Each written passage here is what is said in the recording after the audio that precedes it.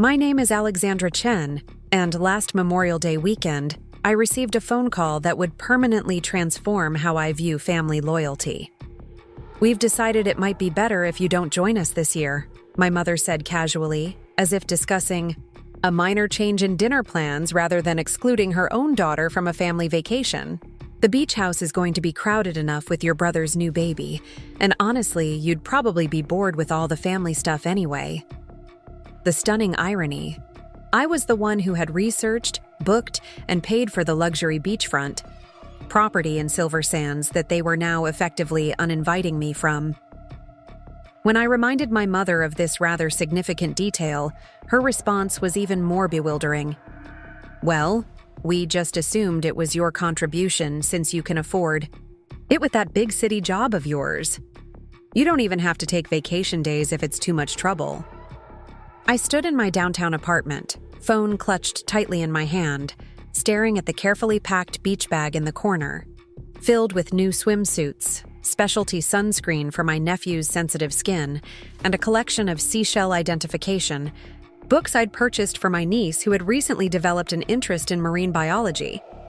For months, I had been quietly handling all the planning details, coordinating everyone's schedules, researching local attractions, and even pre-ordering a grocery delivery to arrive on our first day.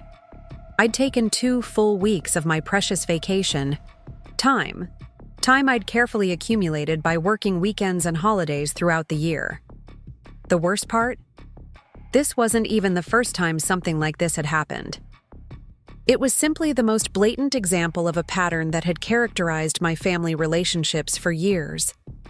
A pattern I had repeatedly rationalized, excused, and accepted as normal. But something about this particular exclusion, so casual, yet so complete, finally crystallized a truth I'd been avoiding for far too long. Before we jump back in, tell us where you're tuning in from, and if this story touches you, make sure you're subscribed, because tomorrow I've saved something extra special for you. I discovered the Silver Sands Beach House 4 months earlier, while working late one winter evening.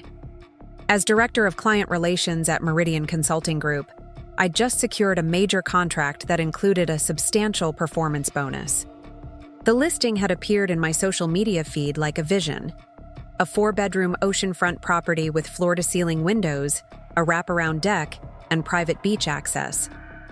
At $4,800 per week during peak season, it represented the kind of luxury my family had never experienced during my childhood.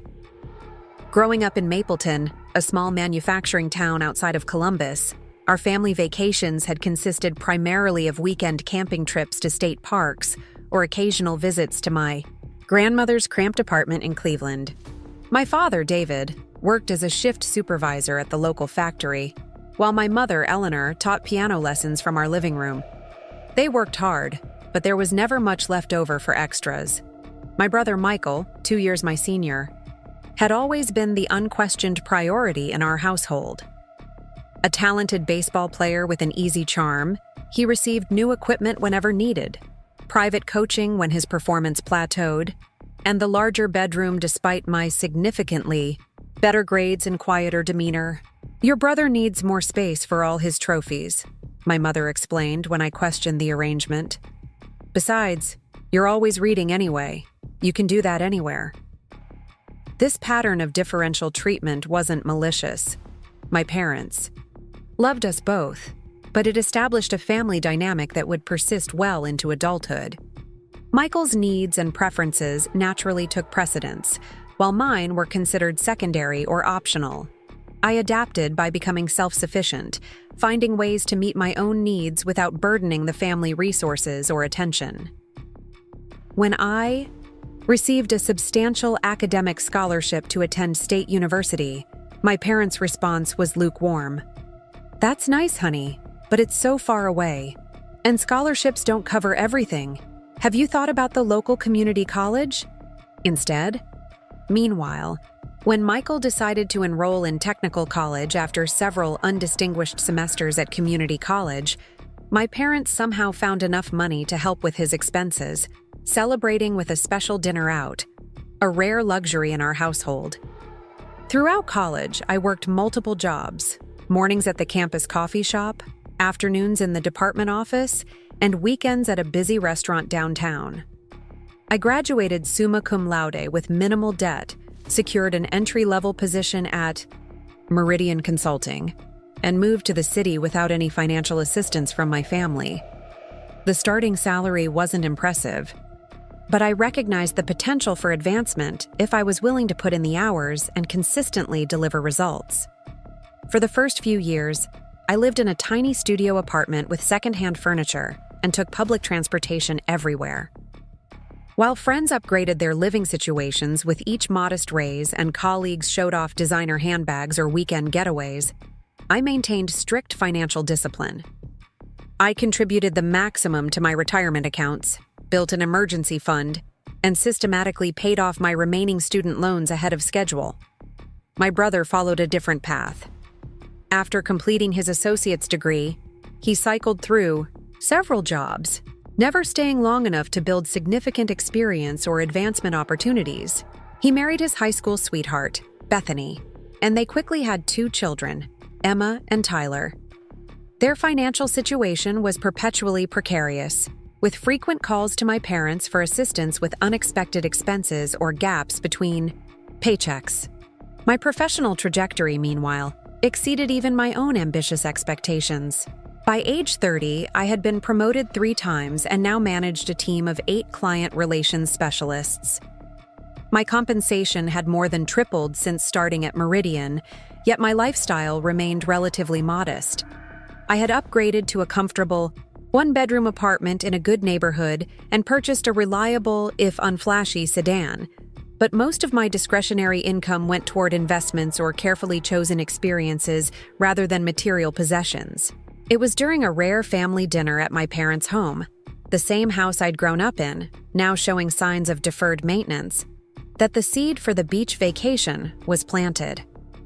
Emma, now 9, was describing a school friend's recent trip to Florida with barely concealed envy. "They stayed right on the beach, Aunt Alex. They could see dolphins from their window every morning, and her mom says the sound of the waves helped everyone sleep better." The longing in my niece's voice resonated with memories of my own childhood wishes for experiences our family couldn't afford. Later that evening, as I helped my mother with dishes, she sighed heavily. "I wish we could give the grandkids something special like that beach trip Emma was talking about. But between helping Michael with their car repairs last month and the new water heater we needed in February, there's just nothing extra." The comment wasn't a direct request. My mother had never been comfortable explicitly asking for financial assistance. But the implicit message was clear enough. As the financially stable family member, there was an unspoken expectation that I would step in to provide experiences that others couldn't afford. Rather than feeling manipulated by this subtle pressure, I found myself genuinely wanting to create a special family experience. Despite the imbalanced family dynamics, I loved my niece and nephew and wanted them to have memories more expansive than my own childhood limitations. Additionally, I recognized that my parents were aging. My father's health had declined somewhat after his retirement, and my mother seemed perpetually exhausted from helping with childcare while Michael and Bethany worked irregular hours. The Silver Sands Beach House seemed like a perfect opportunity to give my family something truly special, a luxurious vacation experience that would create lasting memories. I could easily afford it without financial strain, and planning something that would bring everyone joy felt like a meaningful use of my resources. When I called to inquire about the property, the rental agent seemed surprised by my interest in booking the entire 2 weeks. Most families split the reservation to manage the cost, she explained. "Are you sure you want to commit to the full 14 days? "Absolutely," I confirmed, already envisioning morning coffee on the deck, afternoons building sandcastles with Emma and Tyler, and evenings watching the sunset with my parents while Michael and Bethany enjoyed a rare date night thanks to the built-in babysitting. The booking required a substantial non-refundable deposit, 30% of the total rental cost, which I paid immediately. The remaining balance would be due 30 days before our arrival, along with a separate security deposit. I also purchased comprehensive travel insurance that covered potential cancellations due to illness, weather emergencies, or other unforeseen circumstances. It was a significant investment, but one I made without hesitation, anticipating the family's excitement when I revealed my plans. I decided to wait for the right moment to share the surprise, rather than announcing it immediately. My strategy was to first ensure everyone could arrange vacation time for the specific dates, then reveal that the accommodations had already been secured as my gift. At our next family Sunday dinner, preparing and narrating this story took us a lot of time, so if you are enjoying it, subscribe to our channel. It means a lot to us. Now back to the story. I casually mentioned that I'd been thinking about a potential beach vacation for everyone in late May, coinciding with Memorial Day weekend and the beginning of summer break for the kids. "That sounds lovely in theory," my mother responded with the resigned tone that typically accompanied discussions of hypothetical luxuries. "But the reality is that beach rentals during holiday weekends are prohibitively expensive. Not to mention the logistics of coordinating everyone's schedules," my father added practically. "I have my doctor's appointments, Michael's work situation is always complicated, and the kids have their activities." "Just hypothetically," I pressed gently, "if the accommodation cost wasn't an issue, would everyone be interested in spending 2 weeks at a beachfront property? I've been saving specifically for a family trip, and with my recent bonus, it's something I'd like to do for everyone." My brother looked up from his phone with sudden interest. 2 weeks at the beach? That's pretty generous, Alex. What kind of place are we talking about? I showed them photos of the Silver Sands property on my phone, carefully explaining that I hadn't booked anything yet, but was seriously considering it if everyone could arrange the time off. The reaction was mixed. Emma and Tyler were immediately enthusiastic, jumping up and down at the images of the private beach access and swimming pool. My parents expressed cautious appreciation, though I detected a note of discomfort at the property's obvious luxury. Michael and Bethany studied the photos with surprising intensity, asking specific questions about bedroom arrangements and amenities. "The master suite would obviously be ours," Bethany stated, scrolling through photos of the largest bedroom with its ocean view and ensuite bathroom. With Tyler still having occasional nightmares, we need the connected sitting area for his portable crib. Rather than correcting this presumption, I simply noted her preference without confirming any arrangements. "I'll look into specific room configurations if everyone's interested in moving forward with the dates." By the end of dinner, there seemed to be tentative consensus that the trip could work if I was really sure about covering the costs. I emphasized that this would be my gift to the family, no financial contribution necessary from anyone else, and that all I needed was confirmation of their availability so I could proceed with the booking. Of course, I had already secured the property, but maintaining the illusion that this was still in the planning stages seemed prudent until I could confirm everyone's commitment. Over the next several weeks, I methodically arranged every detail, while maintaining the pretense that the booking was still in progress. I scheduled my own vacation time, arranged for coverage of my team's responsibilities during my absence, and began researching local attractions and restaurants near Silver Sands.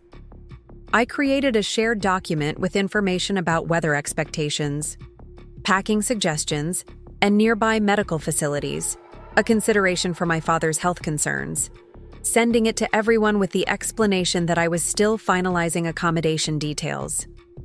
My brother called unexpectedly one evening as I was reviewing local boat rental options for a potential family excursion. "Hey, about this beach trip," he began without preamble. "Bethany's been looking at the property online, and she's noticed there's a smaller bedroom on the ground floor that doesn't have an ocean view. Yes, there are 2 master suites upstairs with ocean views, and 2 additional bedrooms downstairs, one with a partial ocean view and one that overlooks the garden," I confirmed, wondering where this conversation was heading. "Right. So we were thinking that since Mom and Dad don't really care about the view as much as having easy bathroom access, they should take the downstairs rooms. Bethany really has her heart set on the larger master suite with the private deck. The presumption was breathtaking, especially since I hadn't yet revealed that the property was already booked or discussed any room assignments. Moreover, the implication that I would naturally take one of the less desirable rooms despite funding the entire vacation went completely unacknowledged. "I haven't actually finalized any room arrangements," I replied carefully. "Once I confirm the booking, we can discuss what makes sense for everyone." It wasn't entirely honest, but I wanted to avoid confrontation while still maintaining some control over the situation. "Well, Bethany's already started planning where everyone's stuff will go," Michael continued, oblivious to my hesitation. "She thinks the downstairs bedroom with the garden view would be perfect for you since you're always saying how you need quiet time to read. This way, you'd be away from the kids' noise." Something about his casual assumption that I would naturally take the least desirable accommodation, justifying it as a benefit to me no less, awakened a familiar feeling of being an afterthought in my own family's considerations. I had experienced this dynamic throughout childhood and into adulthood, this pattern of being expected to accept less while providing more. But hearing it articulated so plainly in relation to a vacation I was entirely funding struck me as particularly egregious. "I'll definitely take everyone's preferences into consideration," I responded neutrally, unwilling to engage in a confrontation that might derail the entire vacation plan. But nothing's finalized yet. The conversation shifted to other topics, but the interaction lingered in my mind, triggering questions about whether this vacation would truly unfold as the joyful family bonding experience I had envisioned, or simply reinforce existing patterns of imbalance. Still, I remained committed to the plan, continuing my preparations with undiminished enthusiasm. 3 weeks before our scheduled departure, I decided it was time to reveal that the property was already secured. I invited everyone for dinner at a modest local restaurant. Not fancy enough to make my parents uncomfortable, but nicer than our usual family gatherings. After the main course had been served, I distributed personalized beach tote bags to each family member, containing items specifically chosen for them. A fishing guide for my father, a collection of beach-themed novels for my mother, water toys for the children, and matching sun hats for Michael and Bethany. "What's all this?" my father asked, genuinely confused by the unexpected gifts. "It's official," I announced with barely contained excitement. "The Silver Sands Beach House is booked and paid for, 2 full weeks starting Memorial Day weekend. These are just some small items to get everyone excited about the trip." The reaction was not what I had anticipated. Rather than expressions of surprise and gratitude, there was an awkward silence followed by my mother's concerned frown. "Oh, Alex, you've already paid for everything? Without checking if the dates really work for everyone?" "But we discussed the dates multiple times," I reminded her, confusion evident in my voice. "Everyone said Memorial Day weekend through the first week of June worked well with school schedules and vacation time." Michael cleared his throat uncomfortably. "Well, there's been a slight change of plans. Bethany's sister is having a baby shower that first weekend, and of course she can't miss that. We were thinking of joining everyone a few days later. And I've been having some issues with my blood pressure medication," my father added. "My doctor wants to run some tests that week." The momentum of my carefully planned surprise deflated rapidly as each family member raised new concerns or scheduling conflicts that hadn't been mentioned during our previous discussions. The 2-week vacation I had envisioned began contracting before my eyes, arriving late, leaving early, skipping days in the middle for various appointments that somehow couldn't be rescheduled. "I understand things come up," I said finally, trying to mask my disappointment. "The property is secured for the full 2 weeks, so people can come and go as needed. The main thing is that we'll have some quality family time together at the beach." The conversation gradually recovered, with Emma and Tyler expressing genuine excitement about the ocean and building sandcastles. By dessert, even my parents seemed to have warmed to the idea, discussing potential day trips to nearby attractions. Michael and Bethany remained somewhat reserved, exchanging glances I couldn't quite interpret, but they participated in the planning discussion with increasing engagement. As I drove home that evening, I worked to realign my expectations with this new reality. Perhaps the vacation wouldn't unfold exactly as I had originally envisioned, with everyone present for the entire 2 weeks, but we would still create valuable family memories. The property was secured, the major expenses covered, and the fundamental purpose, bringing joy to my family, especially the children, remained achievable. I threw myself into finalizing the remaining details with renewed determination. I created personalized welcome baskets for each bedroom, ordered special beach toys to be delivered to the property, and even arranged for a professional photographer to capture family portraits on the beach during our stay. My vision had shifted from a continuous 2-week family immersion to a more flexible arrangement where different combinations of family members would be present at different times, but I was determined to make each configuration special. The final payment for the beach house was due exactly 30 days before our arrival. I transferred the substantial sum without hesitation, also paying the required security deposit and setting up the grocery delivery for our first day.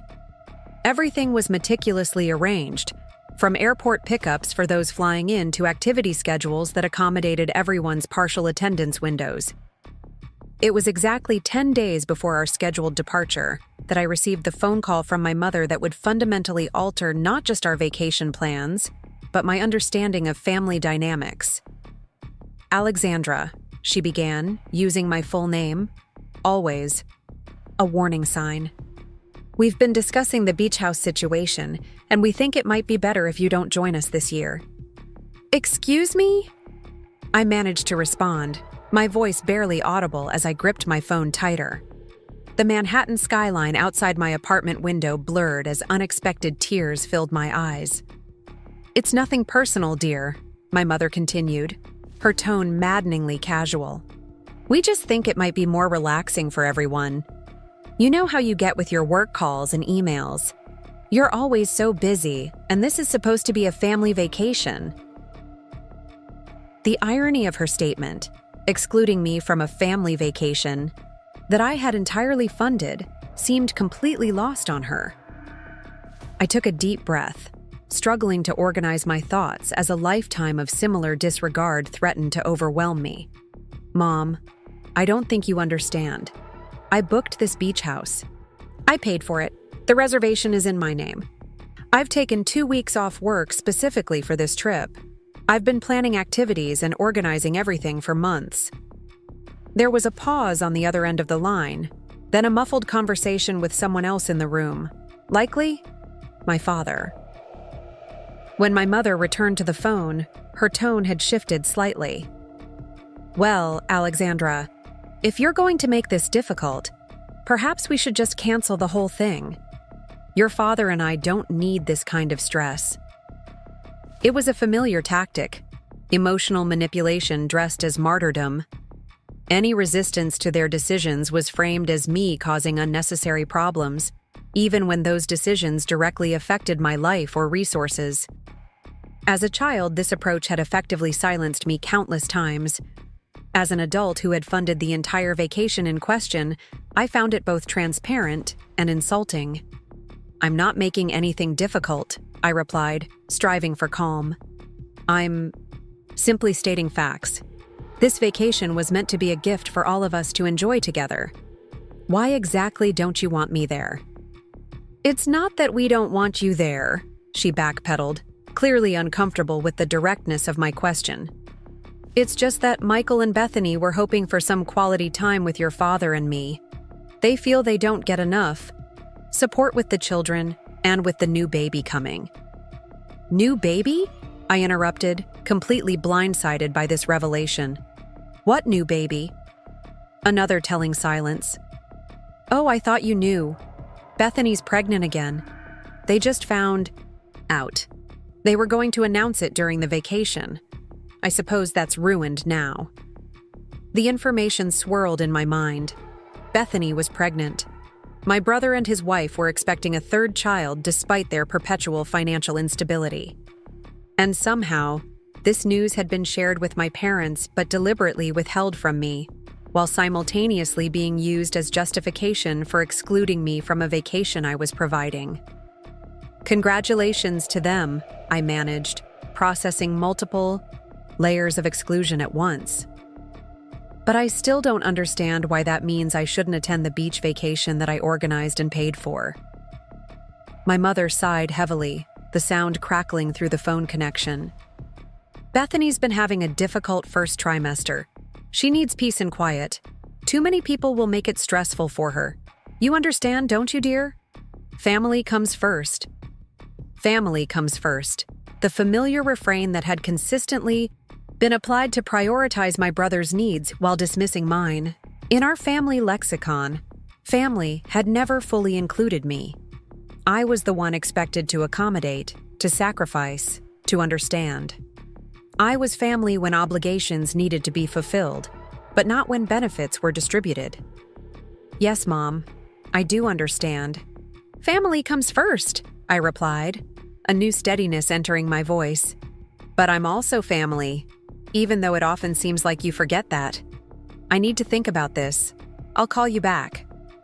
I ended the call before she could respond, setting my phone down carefully on the kitchen counter. The sunset painted my apartment in warm golden light that contrasted sharply with the cold realization crystallizing within me. For years, decades really, I had accepted my position on the periphery of family attention.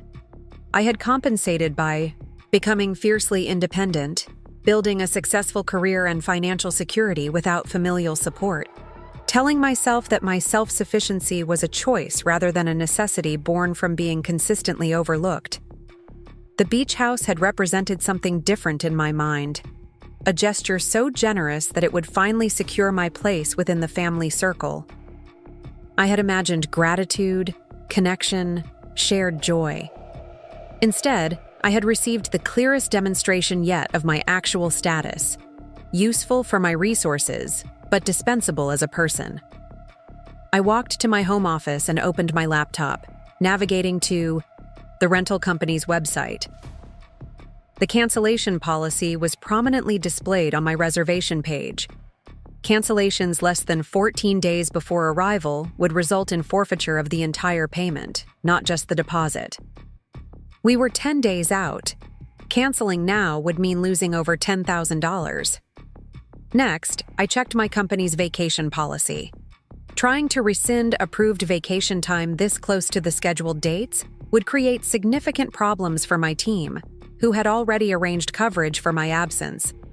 It would also potentially damage my professional reputation for reliability and planning, attributes that had contributed significantly to my career advancement.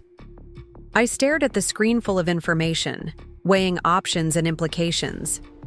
The pragmatic solution would be to proceed with the vacation as planned, perhaps arriving a few days after everyone else to minimize the awkwardness my presence apparently would cause. I could stay primarily in the least desirable bedroom that had already been mentally assigned to me, make myself scarce during family activities, and essentially pay over $10,000 for the privilege of being tolerated in a vacation home I had provided.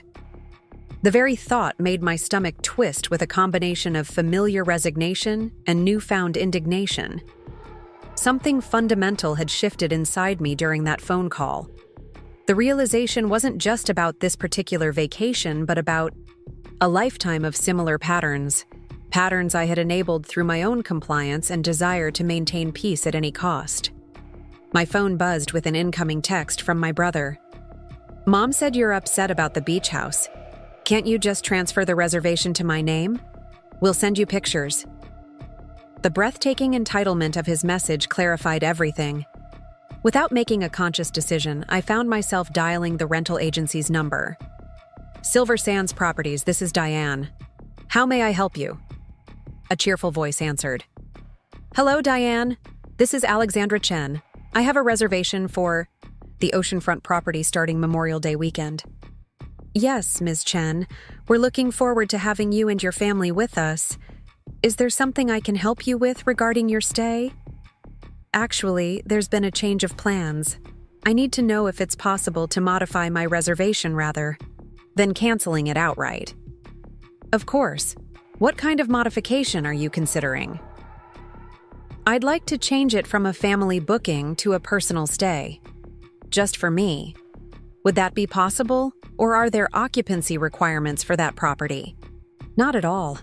The beach house was originally designed as a family home, but we rent it to individuals as well.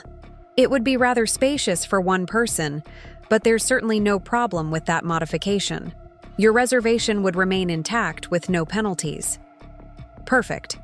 And the property has good Wi-Fi connectivity, correct? I may need to do some work during my stay. Absolutely. The owners recently upgraded the entire system. You'll have excellent connectivity throughout the house and even on the deck areas. Wonderful. Please update my reservation to reflect that I'll be the only guest. Everything else remains the same. Dates, meal delivery, cleaning services. I've made those changes, Ms. Chen. Is there anything else you need assistance with today? That's all for now. Thank you, Diane. I ended the call, feeling a strange mixture of emotions. Liberation tinged with sadness, resolve colored with lingering guilt. I hadn't canceled the vacation. I had reclaimed it. The decision felt both radical and perfectly reasonable. Perhaps the first truly self-respecting choice I had made regarding my family in years. My phone began ringing almost immediately. My mother's name flashed on the screen, but I silenced it without answering. I needed time to process this boundary I had just established, to strengthen my resolve before facing the inevitable emotional onslaught. Instead of answering, I began methodically revising my vacation plans. I canceled the family photographer but kept the private chef reservation, adjusting it for more modest meals for one person. I researched solo activities in the Silver Sands area, kayak rentals, walking tours, local museums that had previously been deemed too boring for the family itinerary. I found a highly rated spa that offered multi-day packages and booked several treatments. I downloaded 3 novels I'd been wanting to read but hadn't found time for amid my work responsibilities. By the time I finished these adjustments, I had 4 missed calls from my mother, 2 from my father, and several increasingly demanding texts from my brother. I composed a single message and sent it to all of them. I've decided to keep the Silver Sands reservation for myself. After learning that my presence would apparently diminish everyone's enjoyment of a vacation that I planned and paid for, I've chosen to respect that preference while also respecting myself. I hope you're able to make alternative arrangements that better suit your needs. I'll be unavailable for further discussion about this until after my return. The response was immediate and predictable. My phone exploded with notifications. My mother's tearful voicemail about family loyalty and my selfish nature, my father's disappointed text about respecting my elders, and my brother's outraged message accusing me of ruining his children's summer and Bethany's special announcement vacation. I muted all their notifications, poured myself a glass of wine, and sat on my balcony watching the city lights flicker on as dusk deepened. For perhaps the first time in my adult life, I had prioritized my own well-being over my family's expectations. The guilt I had anticipated feeling was surprisingly muted, overshadowed by an unfamiliar sense of personal integrity. I had drawn a clear boundary rather than accommodating unreasonable demands, and while the immediate aftermath was uncomfortable, I also felt a profound relief. The week before my scheduled departure passed in a flurry of work commitments and personal preparations. My family cycled through various strategies to regain control of the situation. Anger gave way to guilt-inducing reminiscences about everything they had done for me over the years, followed by attempts at financial negotiation. We'll pay for our own groceries if you'll just transfer the reservation. And finally, grudging offers of partial inclusion. You can join us for the second week if you really want to. I remained steadfast in my decision, responding to each communication with the same calm message. I've made my choice and am not open to further discussion about it. I hope you're able to make vacation arrangements that work for your needs. 3 days before my departure, I received an unexpected text from my niece, Emma. "Aunt Alex, are you really not coming to the beach with us?" My heart twisted at her innocent question. Throughout all the family drama, I had been most concerned about disappointing the children, who were blameless in the adult conflicts. "There's been a change of plans, sweetheart," I replied carefully. "I'll be going to the beach, but your parents and grandparents will be staying somewhere else. Dad says you're being mean and not sharing your beach house." I chose my response with care, aware that my words would likely be scrutinized by the adults in her life. Sometimes adults disagree about important things. That doesn't mean anyone is being mean. I love you very much and would have loved to build sandcastles with you. We're not going to the beach at all now. Mom says it's too expensive. This revelation stung. Despite all their manipulative attempts to claim the beach house I had secured, my brother and his family apparently had not made alternative arrangements once it became clear I wouldn't yield. "I'm sorry to hear that. Perhaps we can plan something special together later this summer." I set my phone down, troubled by the realization that the children were experiencing disappointment due to the adults' conflict. After consideration, I made a decision that felt appropriately boundaried while still kind. I arranged for a gift basket to be delivered to Emma and Tyler the following day. Beach toys, the marine biology books I had purchased for Emma, and gift certificates for a local water park near their home. The accompanying note read simply, "Thinking of you both. Love, Aunt Alex." The morning of my departure arrived with perfect late May weather, sunshine and blue skies that matched the renewed sense of possibility I felt as I loaded my luggage into a rideshare to the airport. For 2 weeks, I would answer to no one but myself. No work emergencies, no family obligations, no carefully calibrated responses designed to maintain artificial harmony at the expense of my own needs. The flight to the coast passed uneventfully, and the rental car company had my reservation ready upon arrival. As I drove the scenic coastal highway toward Silver Sands, windows down and music playing, I felt a lightness that had been absent from my life for longer than I could remember. The anticipation of solitude, chosen rather than imposed, felt unexpectedly luxurious. The property manager, a friendly woman named Caroline, met me at the beach house with keys and a welcome package. "We've stocked the refrigerator according to your preferences," she explained, leading me through the spectacular main living area with its panoramic ocean views. "The chef will arrive at 7 to prepare your dinner, and the cleaning service is scheduled for mornings, but we can adjust timing if you prefer more privacy." "This is perfect, thank you," I replied, still somewhat awed by the property's beauty despite having studied photos of it for months. The floor-to-ceiling windows framed the Atlantic Ocean like a living painting, while the tasteful coastal-inspired decor created an atmosphere of relaxed elegance. Caroline continued the tour, showing me each bedroom and emphasizing the various amenities. When we reached the master suite, the one Bethany had so confidently claimed would be hers, I set down my suitcase and nodded. "I'll take this one." "Excellent choice," Caroline smiled. "It has the best view, especially at sunrise. The private deck is lovely for morning coffee." After she departed, I explored the house at my leisure, noting all the details I had previously imagined sharing with my family: the well-stocked game cabinet, the professional-grade kitchen, the outdoor shower for rinsing off beach sand. There was a momentary pang of sadness at these missed opportunities for connection, but it was quickly replaced by appreciation for the peaceful atmosphere. I changed into casual clothes and walked down the private pathway to the beach, feeling soft sand between my toes for the first time in years. The late afternoon sun cast a golden glow across the water, and the rhythmic sound of waves breaking against the shore created an immediate sense of tranquility. I walked along the water's edge, occasionally stopping to examine interesting shells or watch shorebirds darting in and out of the surf. By the time I returned to the house, the private chef was arriving to prepare my dinner. "I've planned a seafood menu for tonight, if that suits you," he explained, already organizing ingredients on the kitchen counter. Local scallops with a citrus glaze, seasonal vegetables from the farmer's market, and a berry tart for dessert. "That sounds wonderful," I replied, settling on a bar stool to watch him work while enjoying a glass of wine. We chatted easily about local attractions and his recommendations for restaurants on the days he wouldn't be cooking. There was a simple pleasure in this uncomplicated interaction.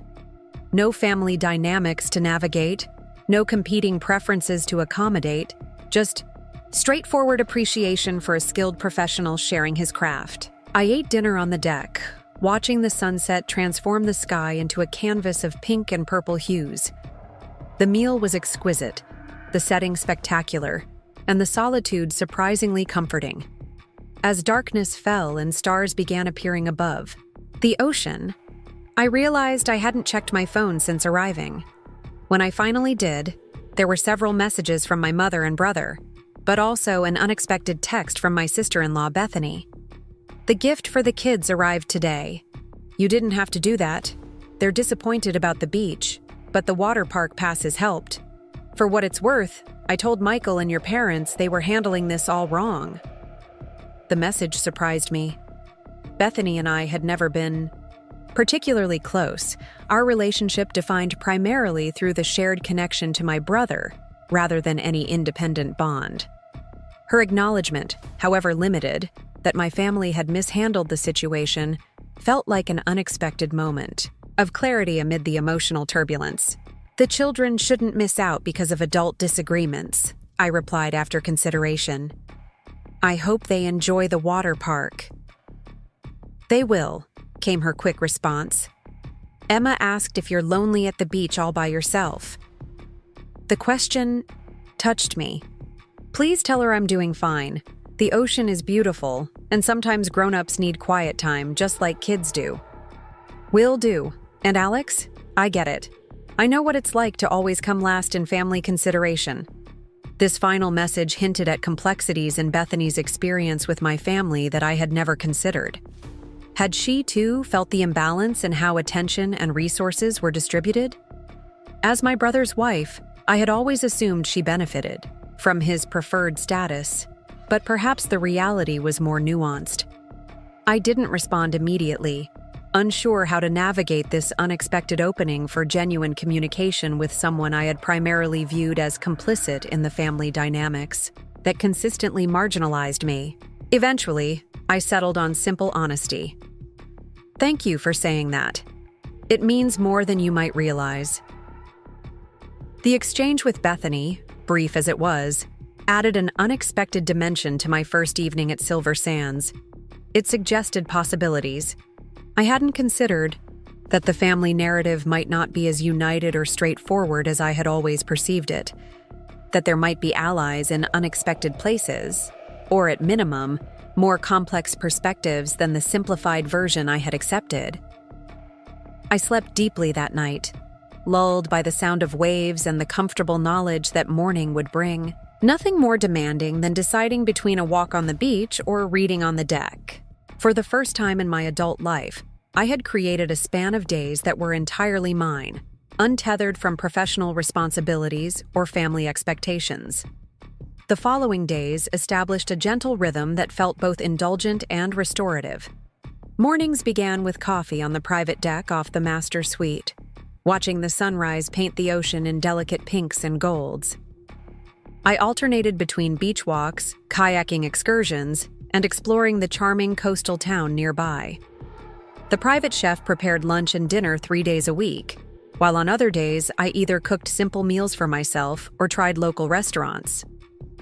5 days into my stay, I received a surprising text from my father. "Your mother won't know I'm messaging you. Is the weather good there?" The unexpected communication, so carefully neutral yet clearly independent of my mother's influence, represented a small but significant departure from their usual united front.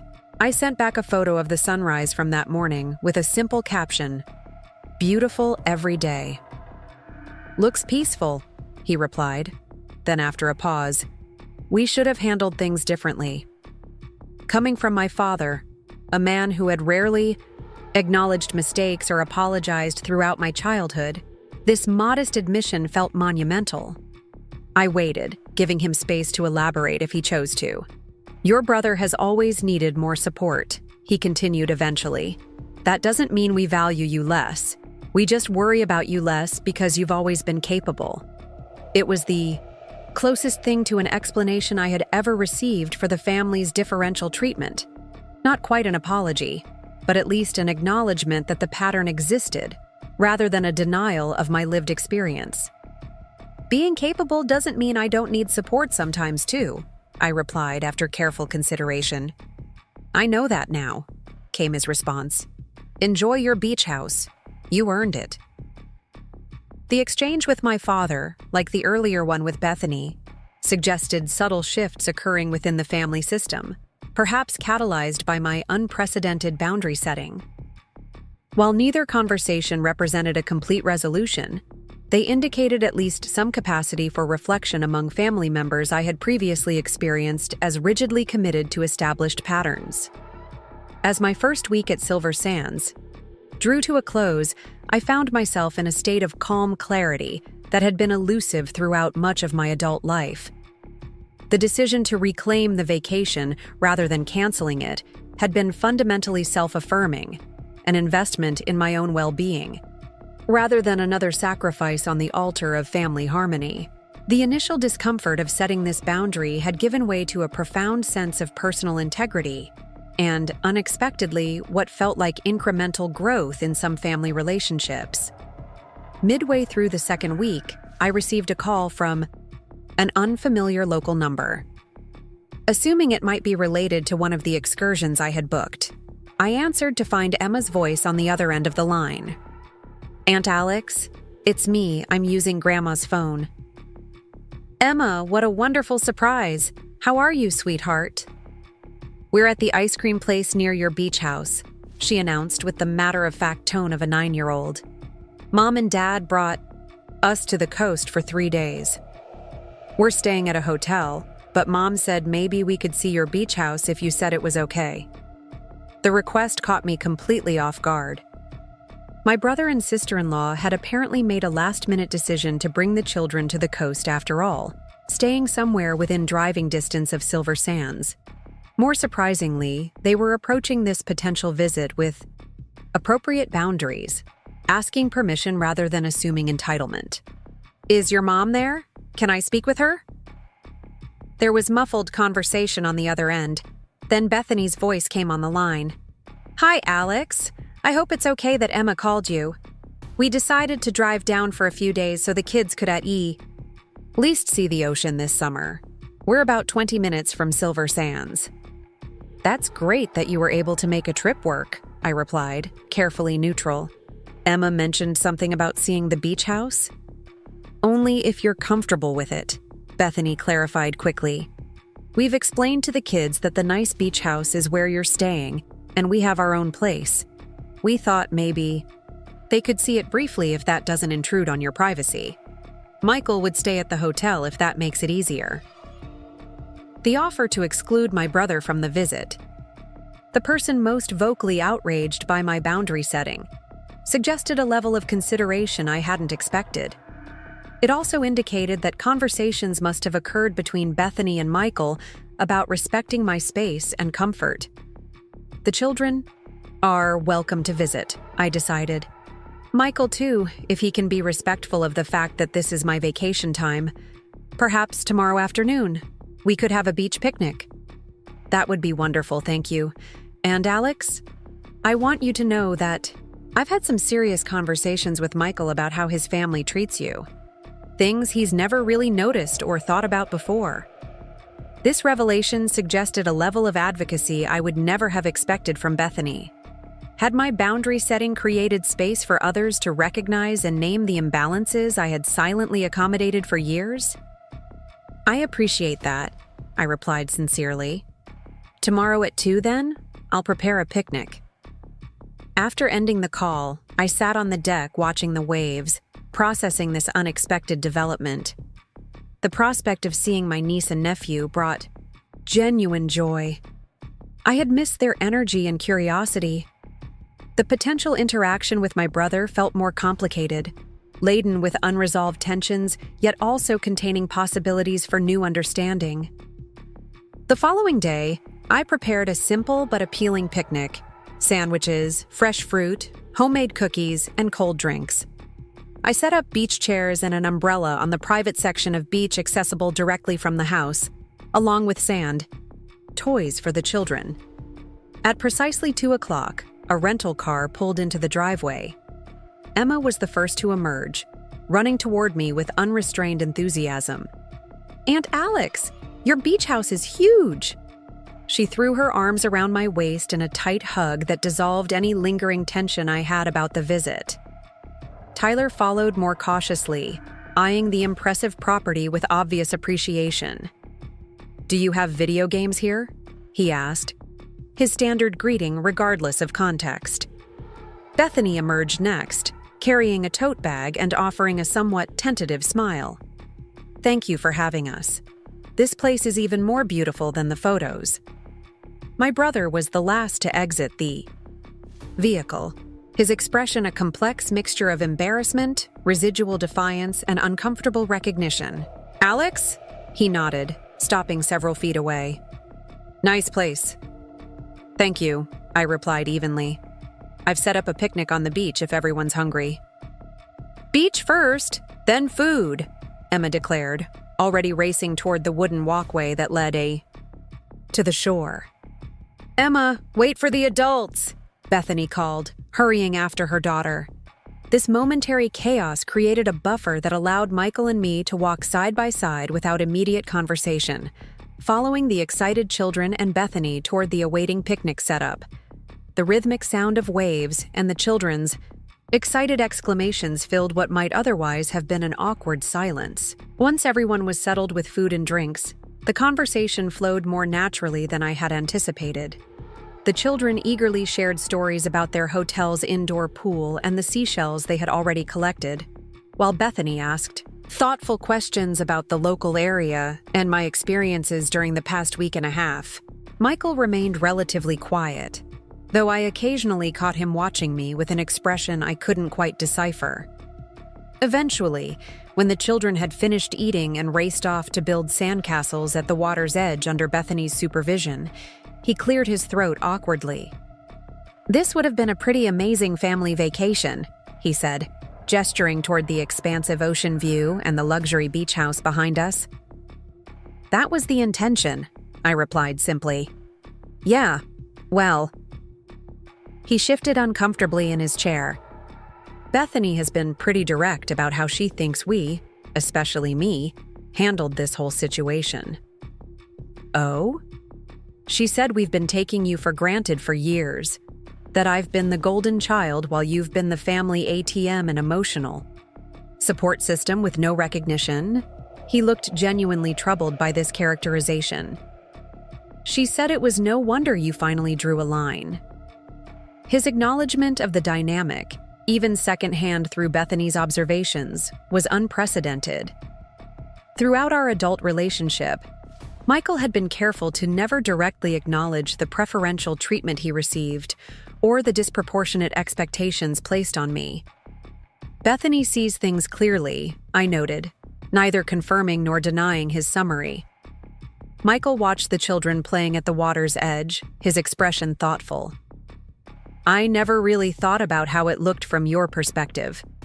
When Mom said you weren't coming on the vacation, I just assumed you were being difficult or putting work first again.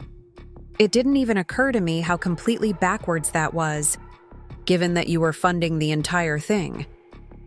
And that's the problem, Michael. It never occurs to anyone how these situations look from my perspective. I'm just expected to provide, accommodate, and understand, while my own needs remain consistently secondary. He nodded slowly, still watching the children rather than meeting my gaze. Bethany said something similar. that in our family, I'm seen as needing support while you're seen as needing to provide it. She pointed out that's a pretty convenient arrangement for everyone except you. This level of reflection from my typically self-centered brother was unexpected. Whether it represented genuine growth or simply Bethany's influence remained to be seen, but the mere acknowledgement of these long-established patterns felt like a significant shift. "So where does that leave us?" I asked after a moment. Michael finally turned to look at me directly. "I don't know exactly, but I do know that Bethany was right about another thing. We shouldn't have tried to exclude you from something you created and paid for. That was wrong, and I'm sorry."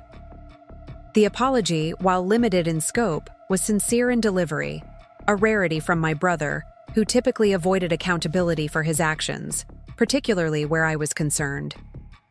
It didn't address the broader pattern of imbalance in our family system, but it acknowledged this specific instance of entitlement and disregard.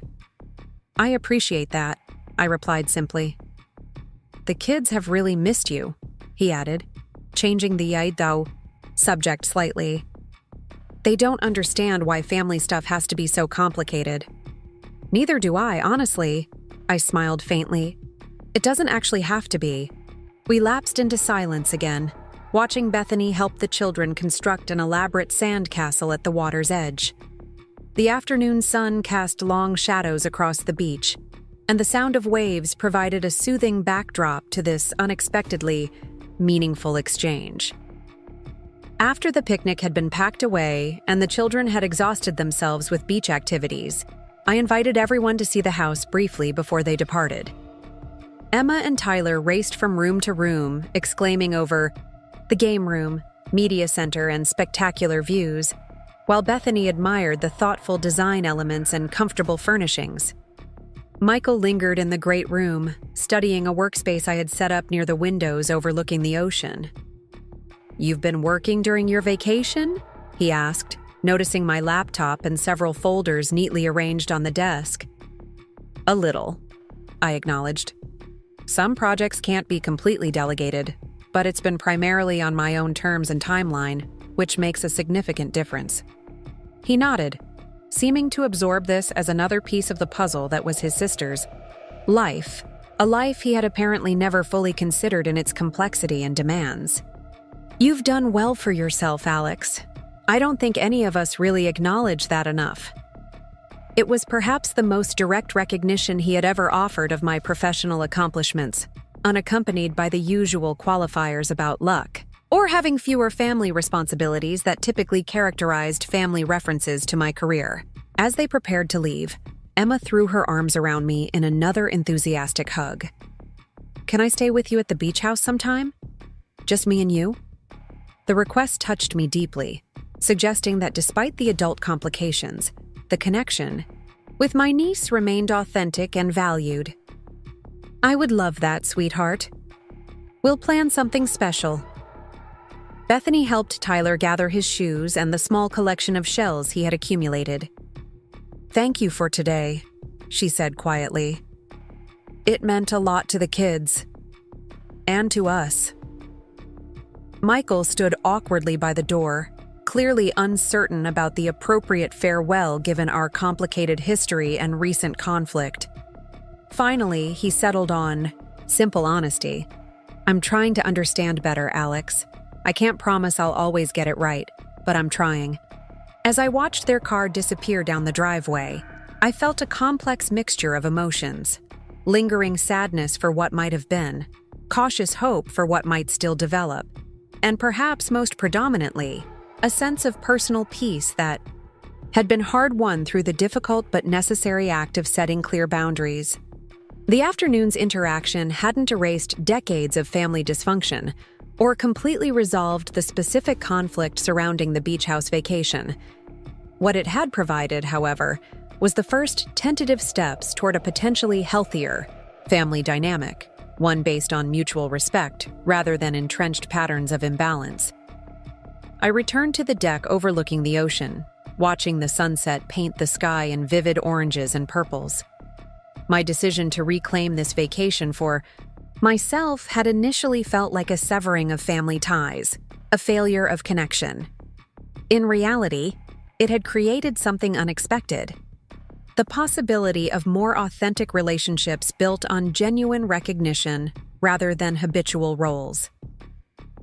As twilight settled over Silver Sands, I realized that sometimes what appears to be an ending, in this case, the cancellation of a family vacation, might actually be the necessary beginning of something more sustainable and true.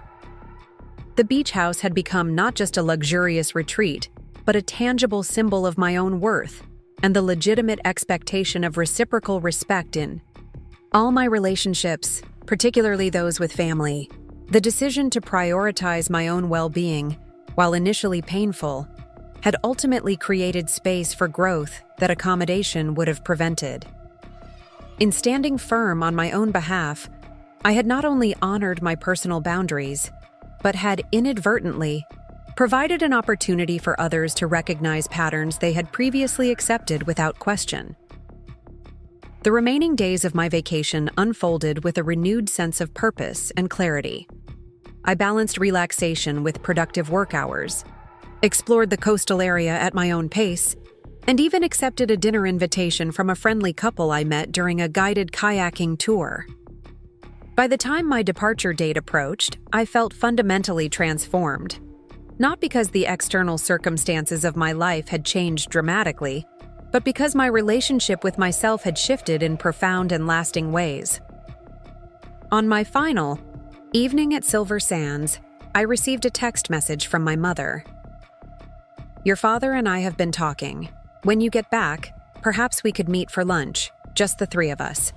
There are things we should discuss." The invitation represented a departure from her usual approach of attempting to proceed as if conflicts had never occurred. While it remained to be seen whether this conversation would involve genuine reflection or simply attempts to re-establish previous patterns, the acknowledgement that discussion was needed represented progress in itself. "I'll check my calendar when I return and suggest some dates," I replied, neither eagerly accepting nor definitively declining, a measured response that honored my new understanding of healthy boundaries. As I packed my belongings the following morning, preparing for the journey home, I took one last walk along the beach. The private stretch of shoreline that had witnessed my personal transformation glowed in the early morning light, waves gently erasing footprints from the previous day's activities. There was a fitting metaphor in this natural renewal, evidence of past presence being smoothed away, creating space for new impressions. The beach house that had been the catalyst for so much conflict and growth would return to its rental status, hosting other families and their complicated dynamics. What would remain with me, however, was the profound understanding that sometimes saying no to others means saying yes to yourself, and that this necessary self-respect can ultimately create more authentic connections than endless accommodation ever could. As I locked the front door and placed the keys in the property manager's designated mailbox, I felt not sadness at the vacation's end, but appreciation for its unexpected gifts. What had begun as a generous gesture to create family memories had, instead, created something perhaps more valuable. The foundation for relationships built on mutual respect rather than entrenched patterns of imbalance.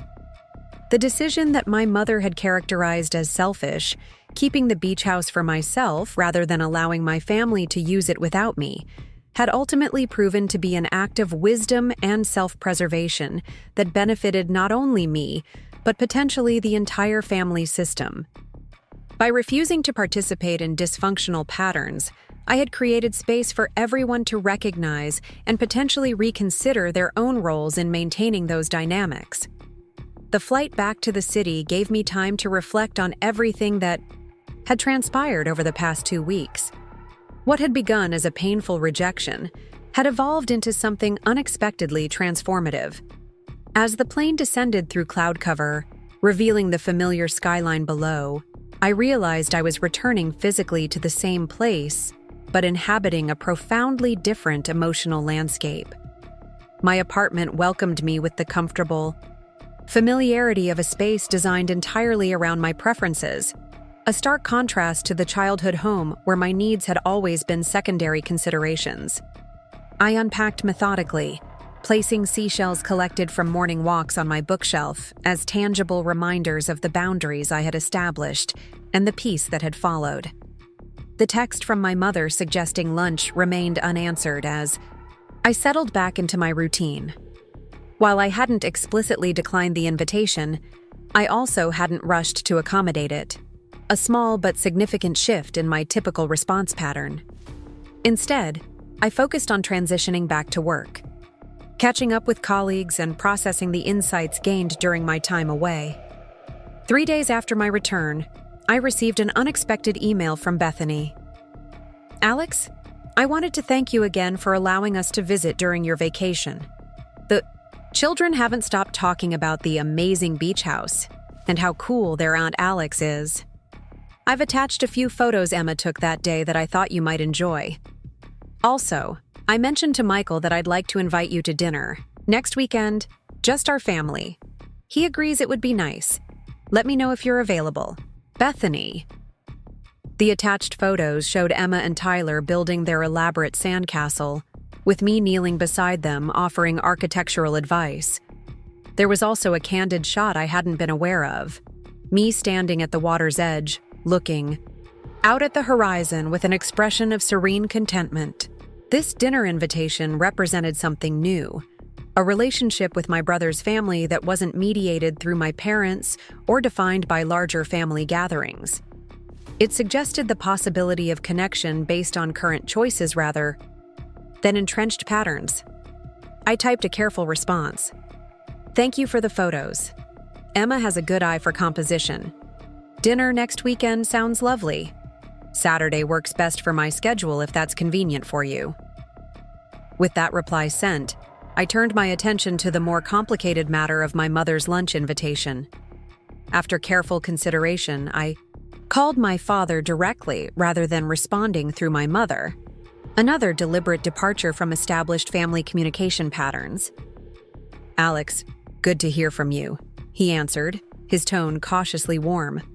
"How was the rest of your vacation?" "It was exactly what I needed," I replied truthfully. "I got Mom's text about having lunch together. I wanted to check if you're both genuinely interested in a real conversation about our family dynamics, or if this is simply an attempt to smooth things over and return to previous patterns." The directness of my question created a momentary silence on the line.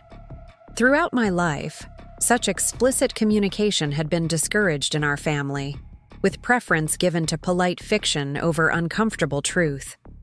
"That's a fair question," he finally acknowledged. "Your mother and I have been doing a lot of talking since everything happened. Some things have been difficult to hear, particularly for her. But I think we're both starting to recognize patterns that deserve examination." His response, measured and thoughtful, suggested at least the possibility of meaningful engagement rather than the dismissal or deflection I had anticipated. "In that case, yes, I'd be open to lunch.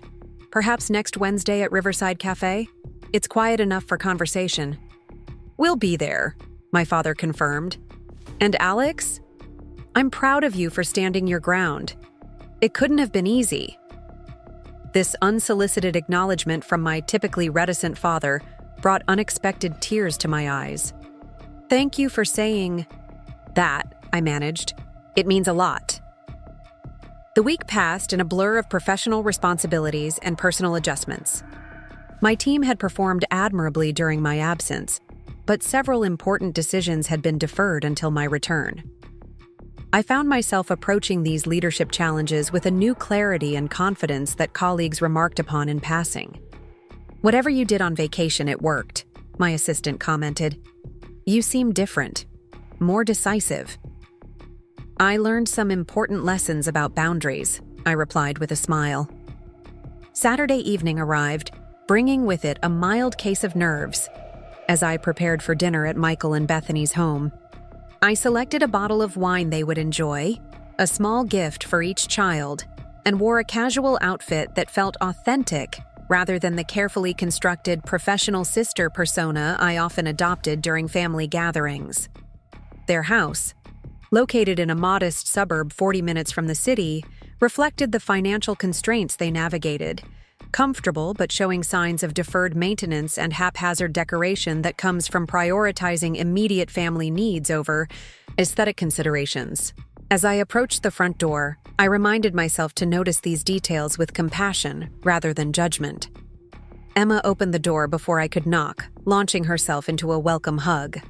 "Aunt Alex, did you bring more shells from the beach?" "House?" "Not this time, sweetheart," I laughed, returning her embrace. "But I did bring something special for you and Tyler." The evening unfolded with surprising ease. Bethany had prepared a simple but delicious meal, and the children's excitement created a buffer that helped navigate potentially awkward moments between Michael and me. After dinner, when the kids were occupied with the puzzle books I'd brought them, the adult conversation took a more meaningful turn. "I've been thinking a lot about what happened with the beach house," Michael began, his discomfort evident but his effort genuine. "About how I just assumed you'd handle everything and then step aside when it suited us."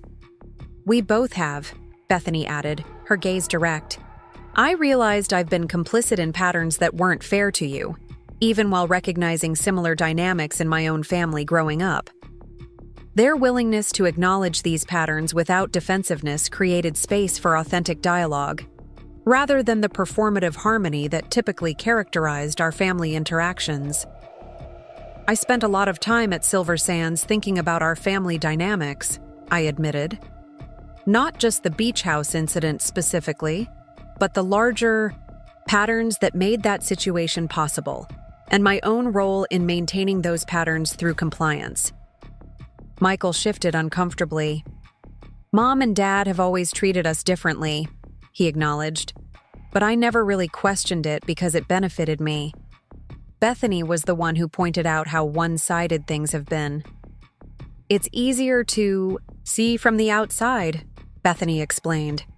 "I noticed it almost immediately when I joined the family, but Michael had normalized it completely. It took something as blatant as the beach house situation for him to really see it." "When did you first notice?" I asked her, curious about her perspective as someone who had entered our family system as an adult. "Honestly, at our wedding," she replied. "Your parents contributed significantly to our celebration while making comments about how you were doing so well on your own that you didn't need their help. Then I watched you give a beautiful toast and an incredibly generous gift while receiving little acknowledgement for either." Her observation, so specific yet representative of countless similar interactions throughout my life, was startling in its clarity. Bethany had recognized in a single event what had taken me decades to fully articulate. "The thing is," Michael said quietly, "I don't think Mom and Dad even realize they're doing it. It's so automatic for them to focus on my needs and assume, you'll be fine regardless." "That's exactly it," I agreed. The beach house situation was simply an extreme version of a pattern that's existed our entire lives. Everyone contributes to maintaining it, including me, by consistently accommodating expectations without questioning them. The conversation continued for hours after the children went to bed, exploring family history and dynamics with an honesty that would have been unimaginable before my decision to reclaim the beach house vacation. There were uncomfortable moments of recognition for all of us, but also genuine laughter and connection that felt more authentic precisely because it acknowledged complexity rather than pretending perfect harmony. As the evening concluded, Michael walked me to my car. "This was good," he said simply. "We should do it more often." "I'd like that," I replied, surprised to find I genuinely meant it. "And Alex? I really am sorry about how everything happened with the beach house. You deserved better from all of us." His apology, offered without qualifiers or expectations, represented significant growth in our relationship. "Thank you for saying that. It matters." Wednesday arrived with clear skies and mild temperatures. Perfect weather for the outdoor seating at Riverside Cafe where I had arranged to meet my parents. I arrived early, selecting a table somewhat removed from other diners to ensure privacy for what promised to be a sensitive conversation. My mother spotted me first as they approached, nudging my father and straightening her posture in that familiar way that signaled she was preparing for a performance of sorts. What struck me immediately, however, was how much older they both looked than my mental image of them. My father moving with the careful deliberation of someone managing chronic pain. My mother's hair now completely silver rather than the dark brown with occasional gray strands I remembered from my last visit. "Alexandra," my mother greeted me with a kiss on the cheek. "You look well. The beach air must have agreed with you."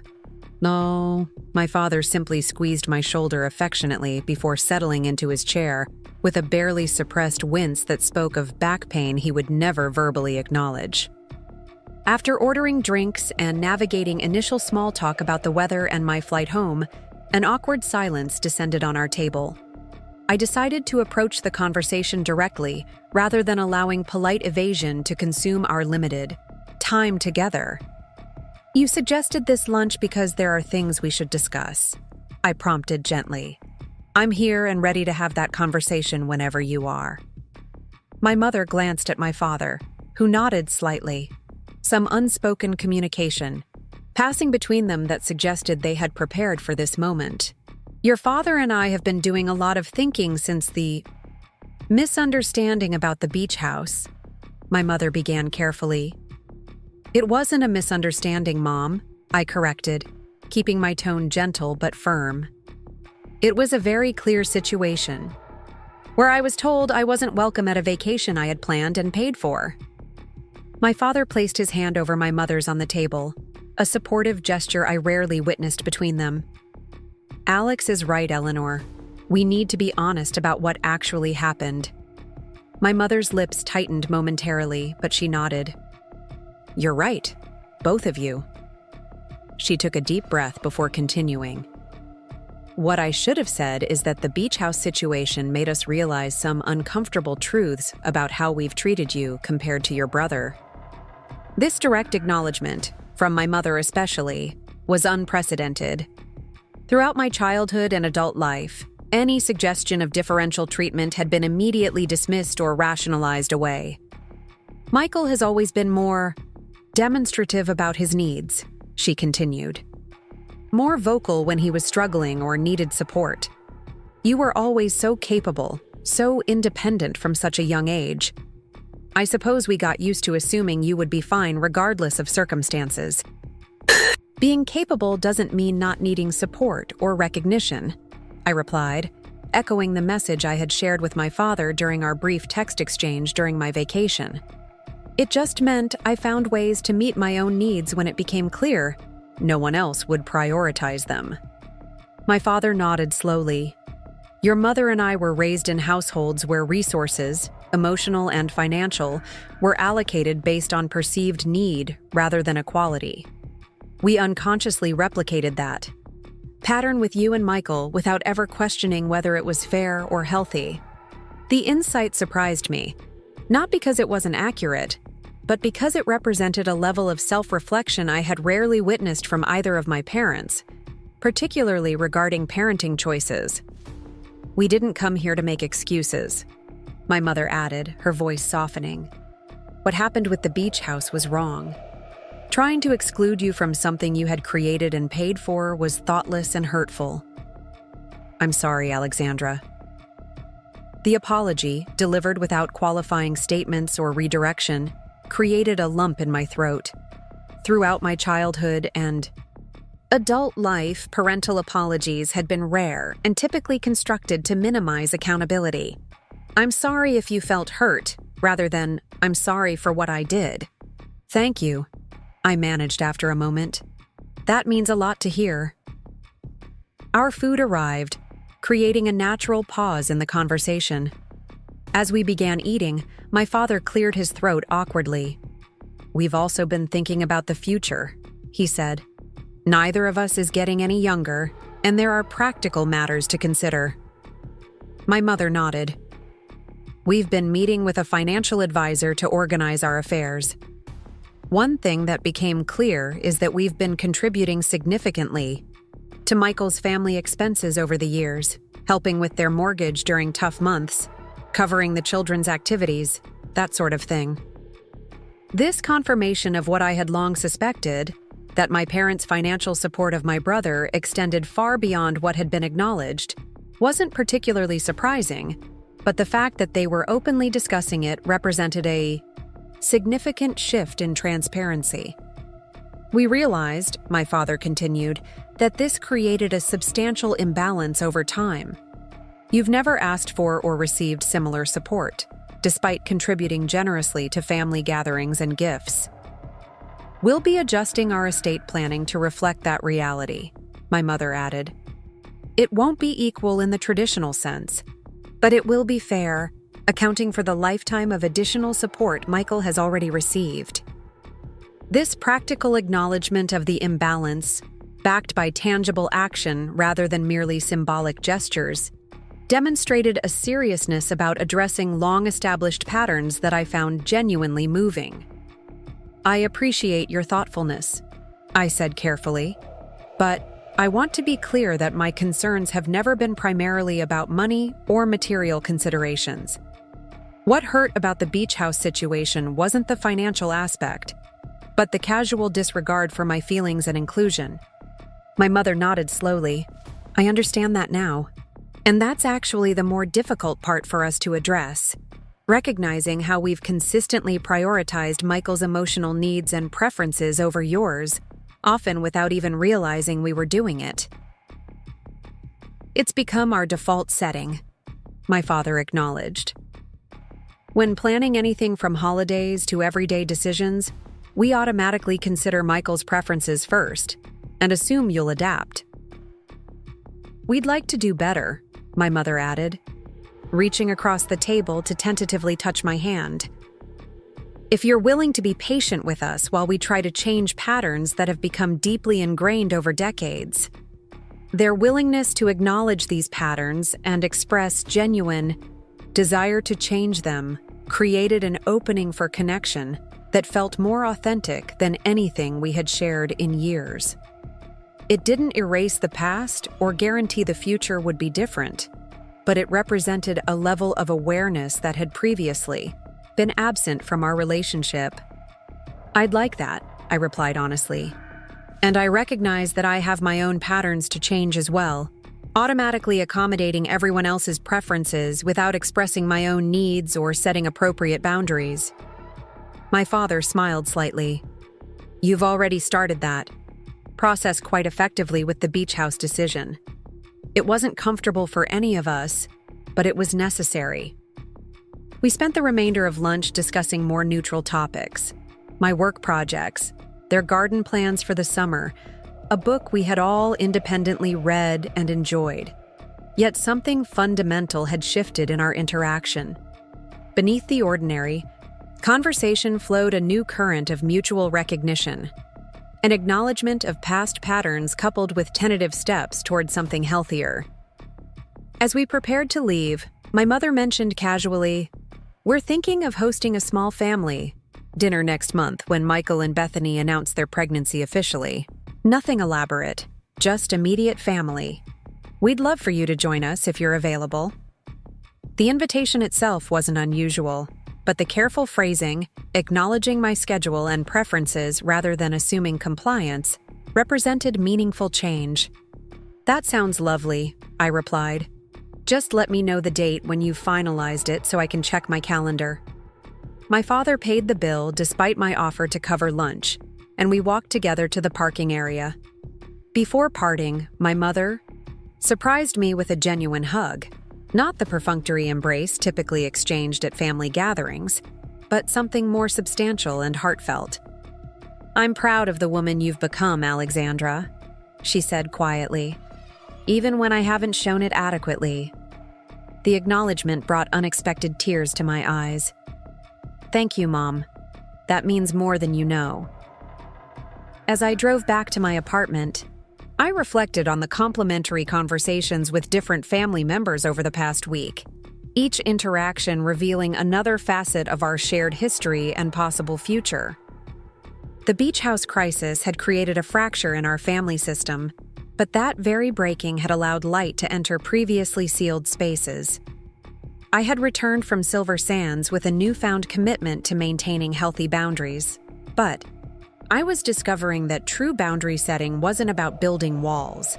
It was about defining doorways, establishing when and how connections could occur in ways that respected everyone involved. The following weeks brought subtle but meaningful shifts in family interactions.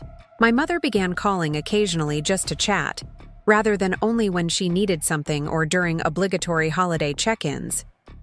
My father sent brief but thoughtful texts when he encountered articles related to my professional field. Michael included me in decisions regarding the children's birthday celebrations, rather than presenting finalized plans for my financial contribution. These changes were imperfect and inconsistent.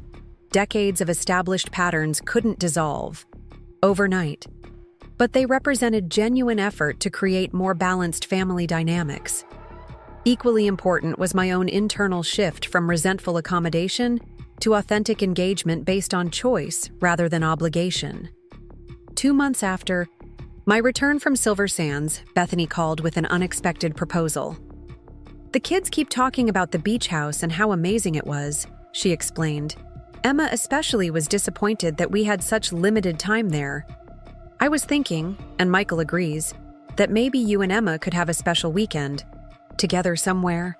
Nothing as elaborate as Silver Sands, of course, but perhaps a night or two at a hotel with a pool. We'd cover the costs, naturally."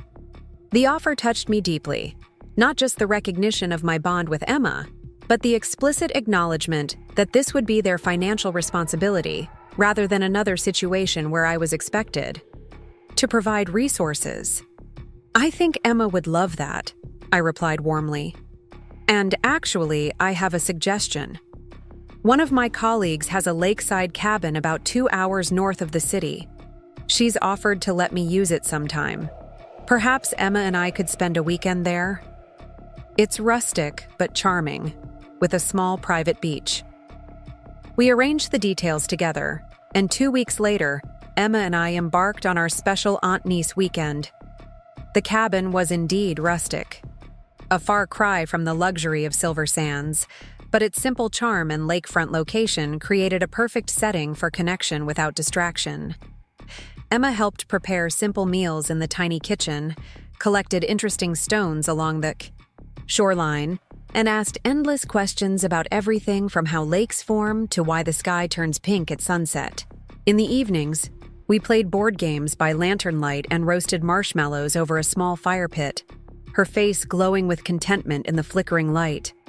On our second night, as we sat on the dock watching stars emerge above the lake, Emma asked unexpectedly, "Aunt Alex, why were all the grown-ups so mad about the beach house?" The question, delivered with a child's direct curiosity, deserved an honest answer appropriate to her age and understanding. "Sometimes adults develop patterns in how they treat each other," I explained carefully. "In our family, I've often given things without asking much in return. When I decided I needed to be treated differently regarding the beach house, it surprised everyone because it was a change from our usual pattern." Emma considered this thoughtfully. "Like when Mom says, 'I need to stop letting Tyler take my toys without asking?'" "Exactly like that," I smiled, impressed by her perceptive connection. Setting boundaries, saying what's okay and what isn't, is important in any relationship, even family ones. "I'm glad you didn't give away your beach house when they were being mean," she declared with the clear moral certainty of childhood. "And I'm glad we get to have our own special trip now." "Me too, sweetheart. Very glad indeed." That weekend with Emma became the template for a new tradition: quarterly adventure days with each child individually. These weren't elaborate or expensive outings, but intentional time focused on developing our relationship outside the larger family context.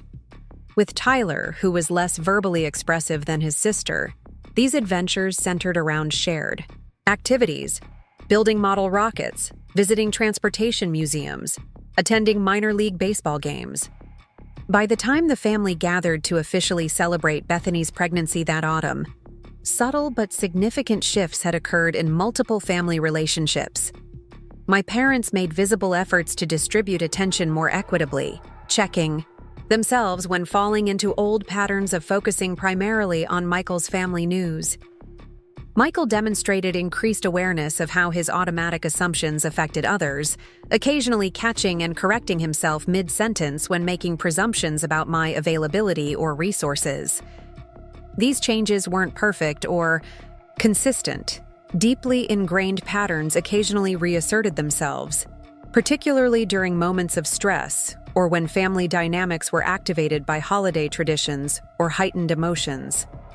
The difference was that these lapses were now recognized as such rather than defended as appropriate, creating space for adjustment rather than entrenchment. During that gathering, as we celebrated the anticipated arrival of my third niece or nephew, my mother pulled me aside during a quiet moment in the kitchen. "I've been meaning to ask you something," she began, uncharacteristic hesitation in her voice. "Your father and I are considering taking a proper vacation next spring, something we haven't done in years. We were wondering if you might have suggestions for rental properties, since you did such a beautiful job finding Silver Sands." The request represented multiple layers of recognition: acknowledgement of my skill in planning the beach house vacation, awareness that my input was valuable, and implicit acceptance that the Silver Sands incident had occurred and been meaningful rather than attempting to erase it from family history. "I'd be happy to help you research options," I offered. "What type of experience are you envisioning?"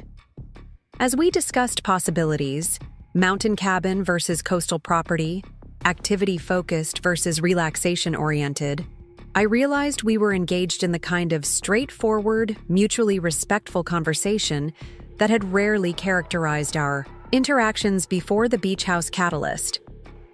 We were talking as adults with different perspectives and experiences but equal standing in the exchange. Later that evening, as the gathering wound down, Michael approached me with an unexpected question. "What are your holiday plans this year?" In previous years, it had been automatically assumed that I would participate in whatever arrangements the rest of the family made, adapting my schedule accordingly without consultation. "I haven't decided yet," I replied truthfully. "I've received an invitation to join friends for a ski weekend over Christmas, which sounds appealing. Why do you ask?" Bethany and I were talking about possibly hosting Christmas Eve this year to take some pressure off Mom and Dad. We wanted to check what would work with your schedule before making any announcements.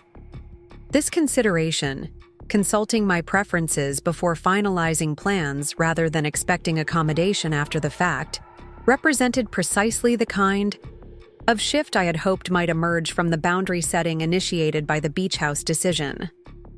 "That's thoughtful of you to check," I acknowledged. "Let me look at the ski trip dates and get back to you this week so everyone can plan accordingly." That night, driving back to my apartment through quiet city streets, I reflected on the incremental but meaningful changes occurring within our family system. The decision to reclaim the beach house vacation for myself, an act that had initially felt like selfishness or failure, had created necessary disruption in established patterns, allowing new possibilities to emerge. It hadn't been a magical transformation. There had been difficult conversations, uncomfortable recognitions, and occasional backsliding into familiar dynamics. The work of reshaping family relationships was ongoing rather than completed, requiring consistent attention and occasional course corrections. Yet something fundamental had shifted, both in how others engaged with me and in how I approached these relationships. I had learned that healthy boundaries weren't selfish demands, but necessary foundations for authentic connection. By respecting my own needs and worth, I had inadvertently created space for everyone to relate more honestly and equitably. The Silver Sands Beach House remained a bittersweet memory, a vacation that had become something entirely different than initially intended, yet ultimately more valuable than I could have imagined. The luxurious property itself was less significant than what had transpired there and afterwards. The reclaiming of personal agency, the establishment of healthy boundaries, and the beginning of more authentic family connections. 6 months after that pivotal decision to uninvite myself from my own family vacation, I received an unexpected email notification from the Silver Sands rental agency. Properties now booking for next season. Opening the message revealed familiar images of the oceanfront house where I had experienced both painful rejection and profound personal growth. After brief consideration, I forwarded the email to my family with a simple message. I'm considering booking a week at Silver Sands next summer. Not as a surprise gift this time, but as a shared experience if anyone's interested in joining. We would split costs equitably and plan together from the beginning. No pressure either way, just an option to consider. The responses trickled in over subsequent days, thoughtful, respectful messages acknowledging both the history associated with this property and the possibility of creating new memories there. Whether or not we ultimately returned to Silver Sands as a family was less important than what the conversation represented. The possibility of connection based on mutual consideration rather than unexamined expectations or one-sided accommodation. What had begun with the painful words, "You're not welcome at the family vacation," had evolved into something I couldn't have anticipated. An opportunity to welcome myself and others into more authentic relationship. By canceling the beach house I had rented for my family, I had ultimately created space for something more valuable than a luxury vacation, the foundation for connections built on genuine respect, rather than entrenched patterns that served no one well. As I composed my response to the various perspectives shared by family members regarding a potential return to Silver Sands, I realized that the true gift of that difficult experience hadn't been the vacation itself, either as originally planned or as ultimately experienced, but the profound recognition that healthy boundaries and authentic self-respect create the necessary foundation for meaningful connection with others. Sometimes the most generous thing we can do for ourselves and those we love is simply to stand firmly in our own worth, even when, especially when, doing so disrupts comfortable but dysfunctional patterns that have persisted far too long. 1. Year after the Silver Sands incident, I found myself once again packing a suitcase for a beach vacation. The property I had secured this time wasn't the same luxury oceanfront house that had been the catalyst for so much family transformation. Instead, it was a more modest but charming beachfront cottage with 4 bedrooms, a spacious deck overlooking the water and a private path to a quiet stretch of shoreline. The most significant difference, however, wasn't the property itself, but how it had been arranged. This trip had been planned collaboratively, with open discussions about dates, costs, sleeping arrangements, and individual preferences. The expenses were being shared proportionally according to each adult's financial situation. My parents contributing what they could from their retirement income, Michael and Bethany covering their family's portion, and me paying an equal adult share, rather than assuming the entire financial burden. Even more meaningful than the financial arrangement was the care taken to ensure everyone's comfort with the plan. My mother had suggested a family meal rotation to distribute cooking responsibilities. My father had researched accessibility features to accommodate his increasingly limited mobility. Michael had coordinated children's activities that included options I had specifically suggested for Emma and Tyler. And Bethany, now in her second trimester with a visible baby bump, had arranged for a midweek cleaning service to minimize household maintenance stress. These considerations might seem minor in isolation, but collectively they represented profound evolution in our family system, a shift from unconscious patterns of imbalance toward intentional practices of mutual respect. The journey to this point hadn't been linear or without challenges, but the progress was undeniable. As I placed the final items in my suitcase, my phone chimed with an incoming text from Emma.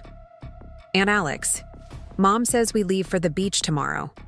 At 9 a.m., I packed my shell collection tools." The simple excitement in her message brought a smile to my face.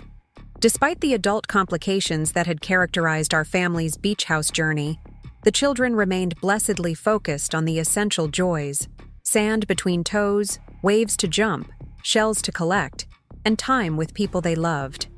I texted back, "Can't wait to see what treasures we find." I packed an extra magnifying glass for examining tiny shells.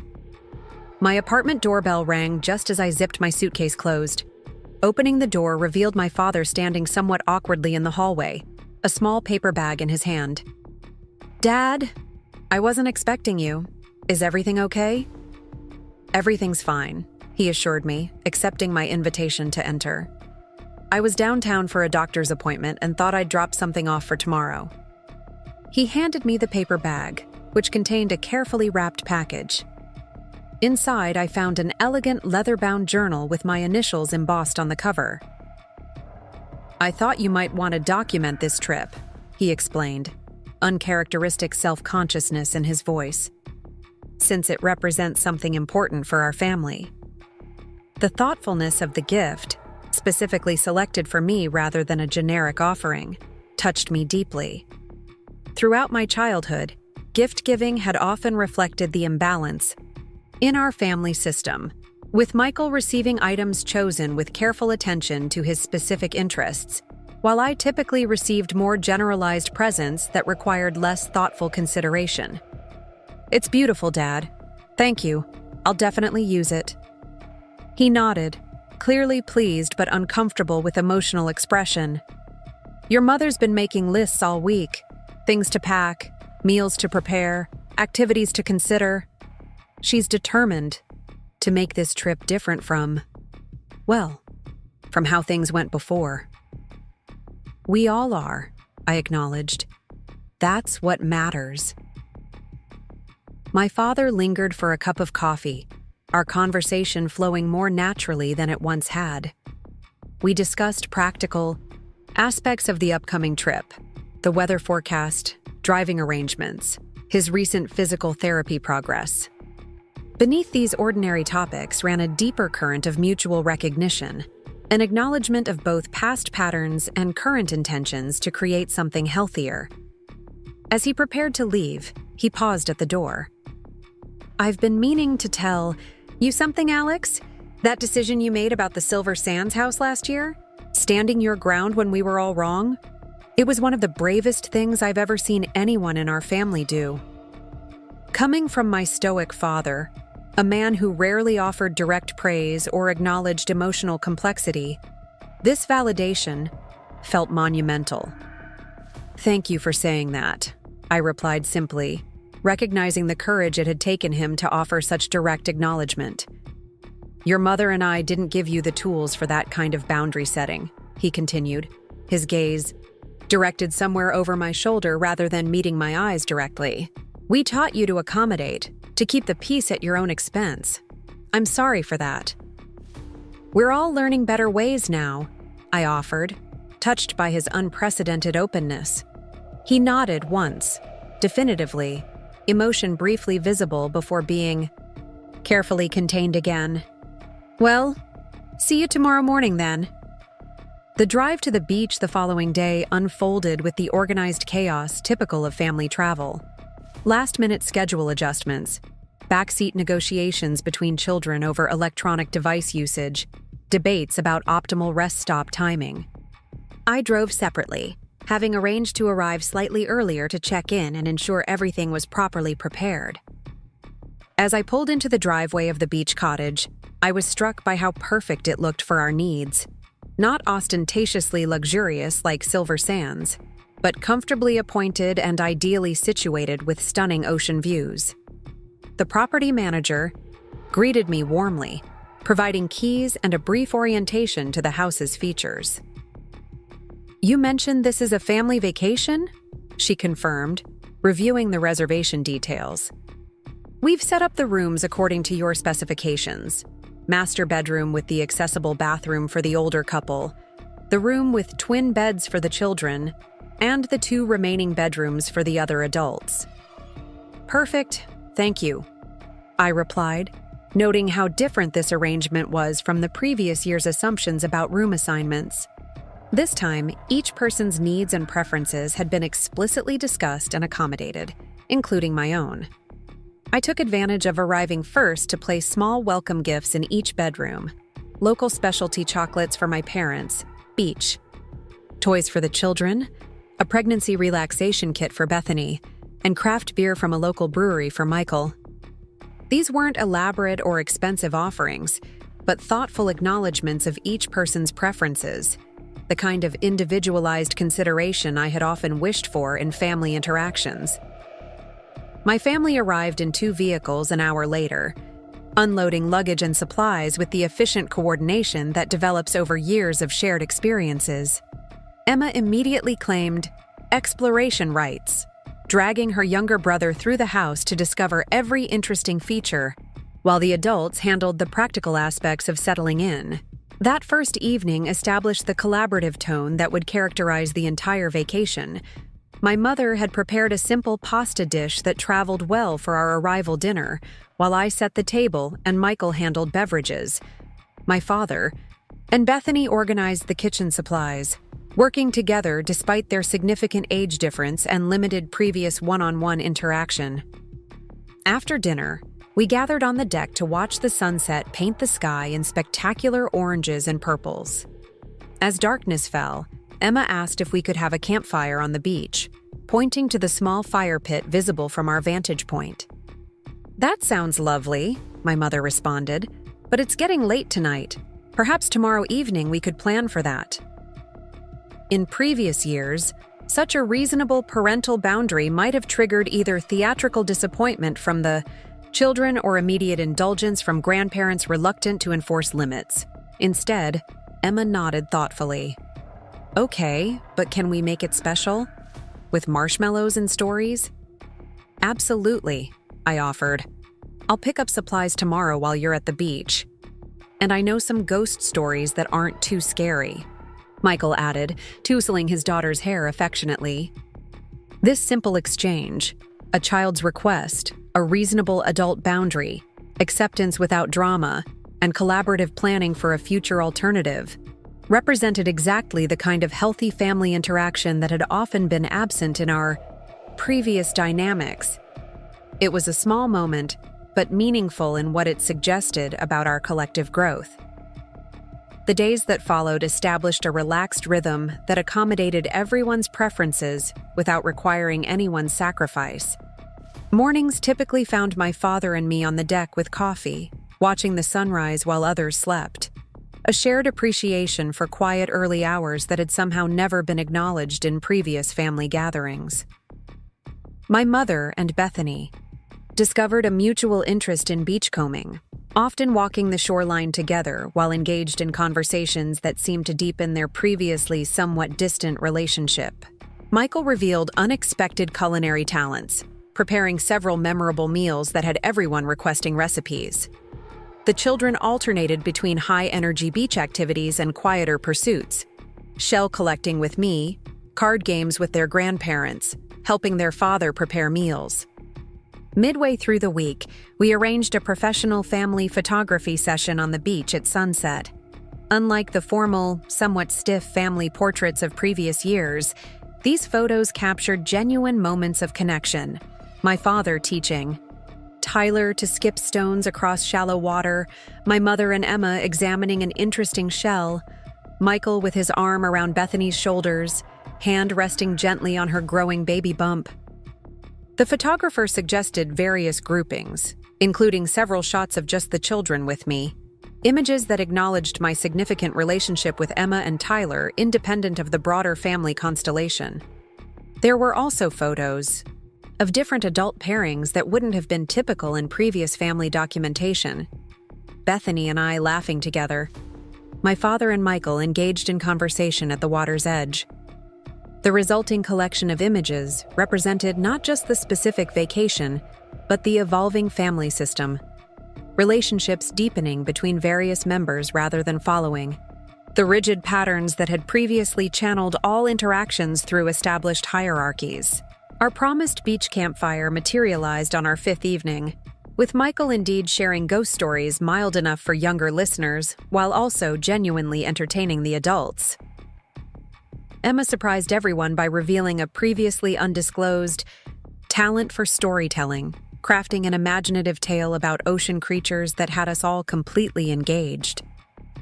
As the fire burned down to glowing embers and the children grew drowsy, Bethany mentioned casually, "We should think about doing something like this for spring break next year. Maybe somewhere different, mountains instead of beach." The suggestion, framed as a possibility to consider collectively rather than an expectation or demand, opened a relaxed conversation about future family gatherings and shared experiences. What struck me most was the genuine consideration of each person's preferences and constraints, financial, scheduling, and personal, without assumptions that anyone would automatically accommodate without consultation. Later that night, unable to sleep despite the soothing sound of waves, I slipped out to the deck with the journal my father had given me. Under the light of a nearly full moon reflecting off the ocean, I began documenting not just the events of the vacation, but the deeper currents of change flowing through our family interactions. I wrote about the small but significant moments that indicated healing and growth, my mother asking my opinion on activities rather than assuming my participation, Michael handling his share of household responsibilities without prompting, my father expressing appreciation directly rather than through my mother's mediation, Bethany and I developing a relationship independent of her role as my brother's wife. Most importantly, I documented my own internal shifts, the ability to express preferences without apologetic qualifiers, the freedom to occasionally prioritize my needs without guilt, the genuine enjoyment of family time without the underlying resentment that had previously colored such gatherings. The changes weren't perfect or complete. There were still occasional slips into old patterns, moments of tension when established dynamics threatened to reassert themselves.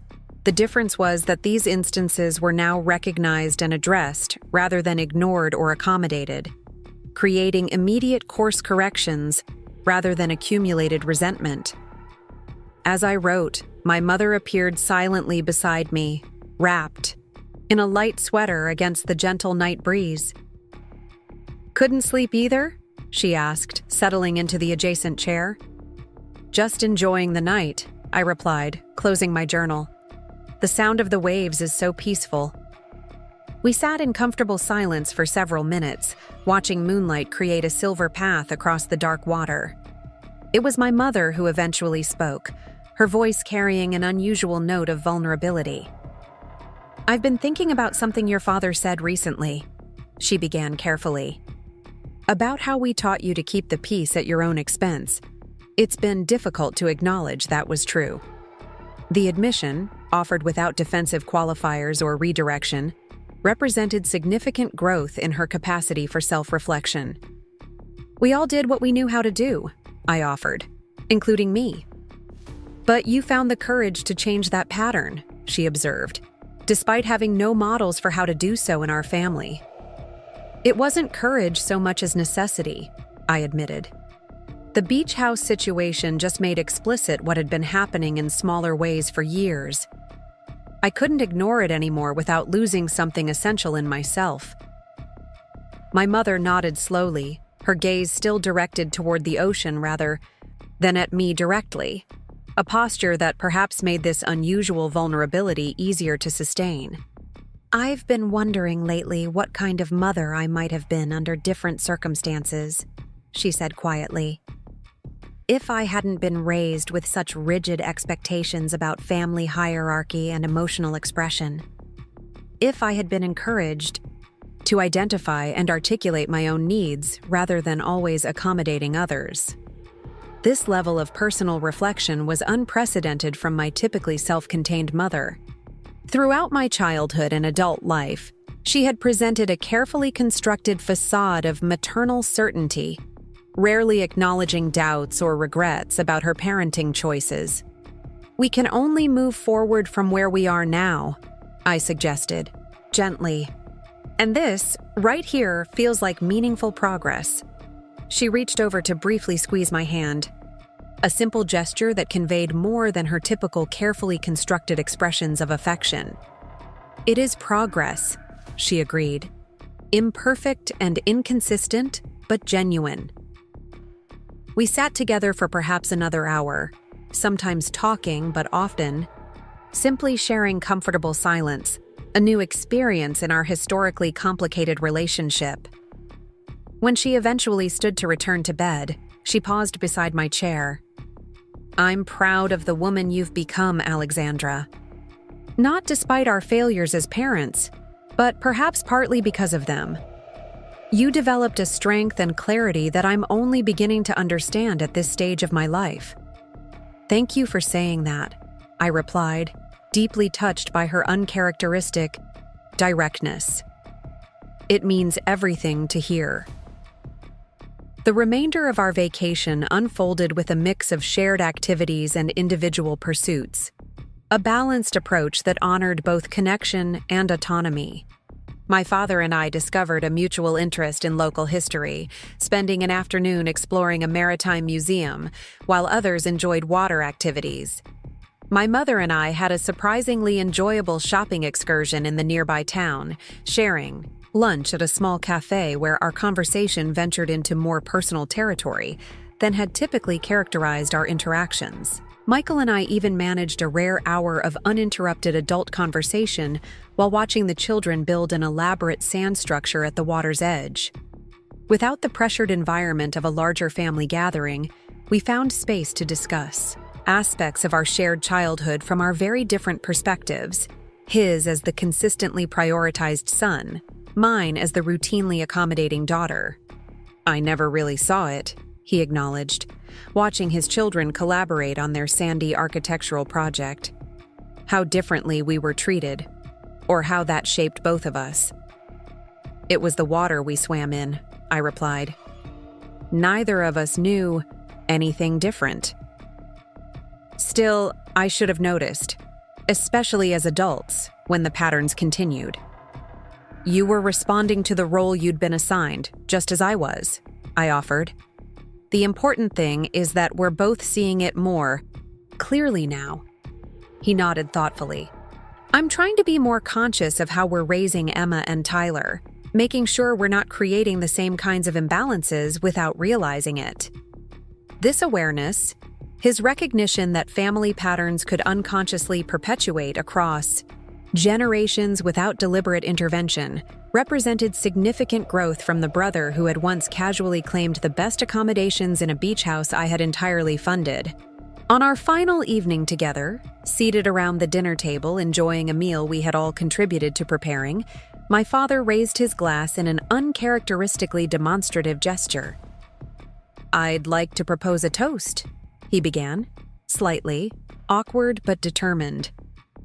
"To this week together, which has been one of the most enjoyable family gatherings I can remember, and to Alexandra, whose courage in standing up for herself last year ultimately created space for all of us to relate more honestly with each other." "To Alexandra," the others echoed, raising their glasses with genuine warmth rather than the perfunctory acknowledgement that might once have characterized such a moment. "And to all of us," I added, genuinely moved by this explicit recognition, "for being willing to examine difficult patterns and try different approaches." As we clinked glasses and the conversation shifted to more casual topics, I felt a profound sense of gratitude for the journey that had brought us to this moment. The painful decision to cancel the beach house I had rented for my family the previous year had initially felt like a severing of connection, a failure of generosity and accommodation. In reality, it had been the necessary catalyst for something far more valuable, the beginning of authentic relationships built on mutual respect rather than entrenched patterns of imbalance. The healing wasn't complete. Family dynamics established over decades couldn't transform entirely in a single year. There would undoubtedly be future challenges, regressions into familiar patterns during times of stress, moments when the pull of established roles would threaten the new equilibrium we were establishing. But something fundamental had shifted, in how we engaged with each other and in how I engaged with myself. I had learned that true generosity wasn't about endless accommodation or financial provision without recognition. It was about showing up authentically and expecting others to do the same. I had discovered that healthy boundaries weren't selfish demands, but necessary foundations for meaningful connection. And perhaps most importantly, I had experienced firsthand that family relationships could evolve when even one person made the difficult choice to disrupt dysfunctional patterns. The day of departure arrived with the bittersweet quality that characterizes the end of meaningful experiences.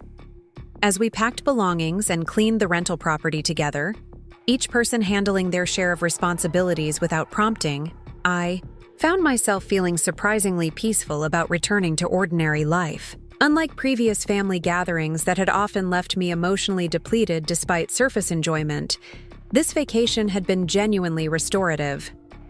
My mother coordinated the final walkthrough inspection while my father settled the remaining balance of shared expenses. Michael loaded vehicles with efficient precision, and Bethany ensured the children hadn't left treasured items behind. I found myself with an unexpected moment of solitude on the deck, taking a final look at the ocean view that had witnessed this significant chapter in our family's evolution. Emma joined me, slipping her small hand into mine with the easy affection of childhood. "I don't want to leave," she sighed dramatically. "I know that feeling," I smiled, "but we can carry the good parts with us, even when we go back home." "Like my shells?" she asked, patting the carefully packed collection in her backpack. "Exactly like your shells, and like the memories we made together. Can we do this again sometime? A vacation all together?" "I think we probably will," I replied, realizing I genuinely meant it. Different from this one, but special in its own way. What I didn't articulate to my young niece was the profound realization that had crystallized during our time together. True family connection wasn't about perfect harmony or absence of conflict. It was about the willingness to engage authentically, to acknowledge differences and difficulties, to respect boundaries while remaining open to growth and change. The beach house I had canceled the previous year had paradoxically created the foundation for more meaningful family experiences than if we had proceeded with the original vacation. Experiences built on mutual respect and genuine consideration, rather than unexamined expectations or one-sided accommodation. As we completed final preparations for departure, Michael approached with an envelope in hand. "We wanted to give you something," he said somewhat awkwardly. "From all of us." Inside the envelope, I found a gift certificate for a luxury spa weekend at an upscale resort near my apartment, a thoughtful acknowledgement of my preference for occasional solitude and self-care. "We realized you've spent years accommodating everyone else's preferences," Bethany explained, joining us. "We wanted to support something that's just for you." The gesture, both the gift itself and the recognition it represented, touched me deeply. "Thank you. This is perfect." "And absolutely no family members will unexpectedly show up," Michael added with a self-deprecating smile. "We've learned that lesson thoroughly." As our small caravan of vehicles prepared to depart the beach cottage that had housed this transformative week, I found myself reflecting on the journey that had brought us to this point. The decision to cancel the beach house I had rented for my family, to stand firmly in my own worth when faced with casual exclusion, had initially felt like an ending. In reality, it had been the beginning of something far more valuable than a luxury vacation. The foundation for relationships built on genuine respect rather than entrenched patterns that served no one well. The drive home took me through picturesque, coastal towns gradually giving way to more familiar landscapes. As city buildings appeared on the horizon, I realized that I was returning not just to my physical home, but to a life fundamentally transformed by the boundaries I had established and the authentic engagement that had followed. There would be ongoing challenges in maintaining these healthier patterns, moments of backsliding into familiar dynamics, instances where old expectations threatened to reassert themselves. The difference now was my clear recognition of these patterns and willingness to address them directly rather than accommodating at my own expense. More importantly, other family members had begun recognizing these patterns as well, creating shared responsibility for maintaining healthier interactions, rather than placing the burden solely on me to either accommodate or resist alone.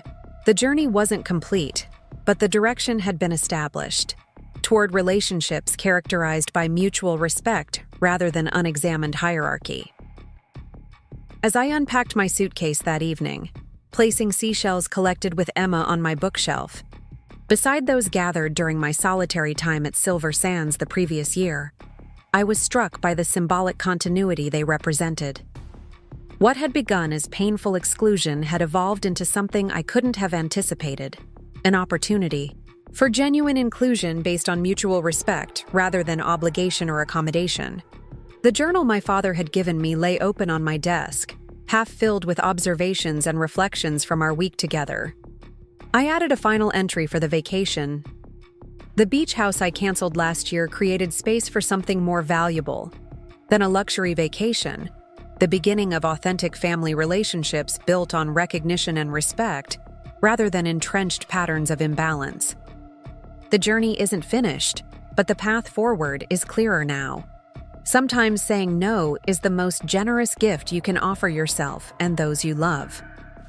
I closed the journal, feeling a profound sense of peace about both the difficult boundary I had established the previous year and the healing that had unexpectedly followed.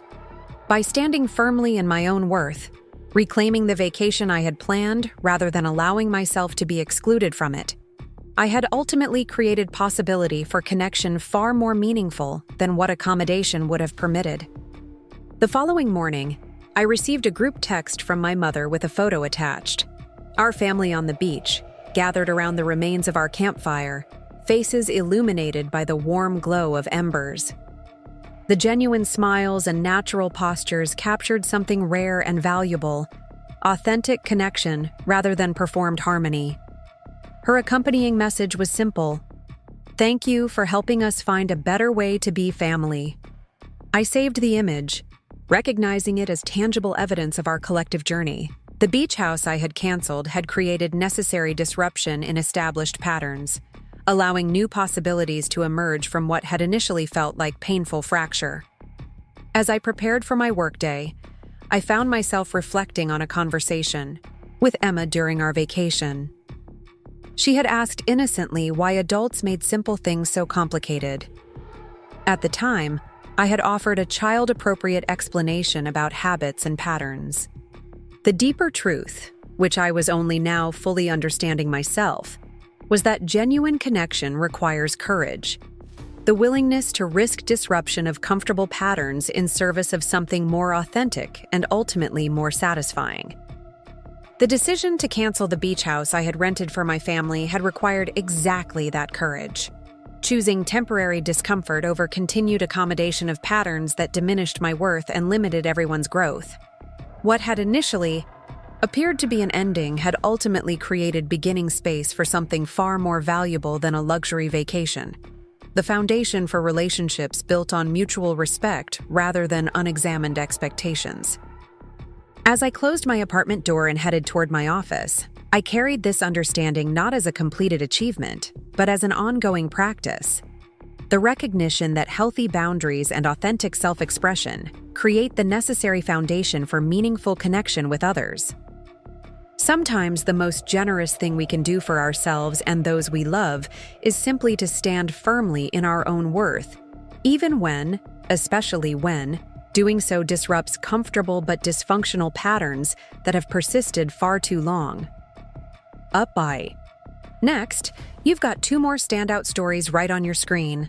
If this one hit the mark, you won't want to pass these up. Just click and check them out.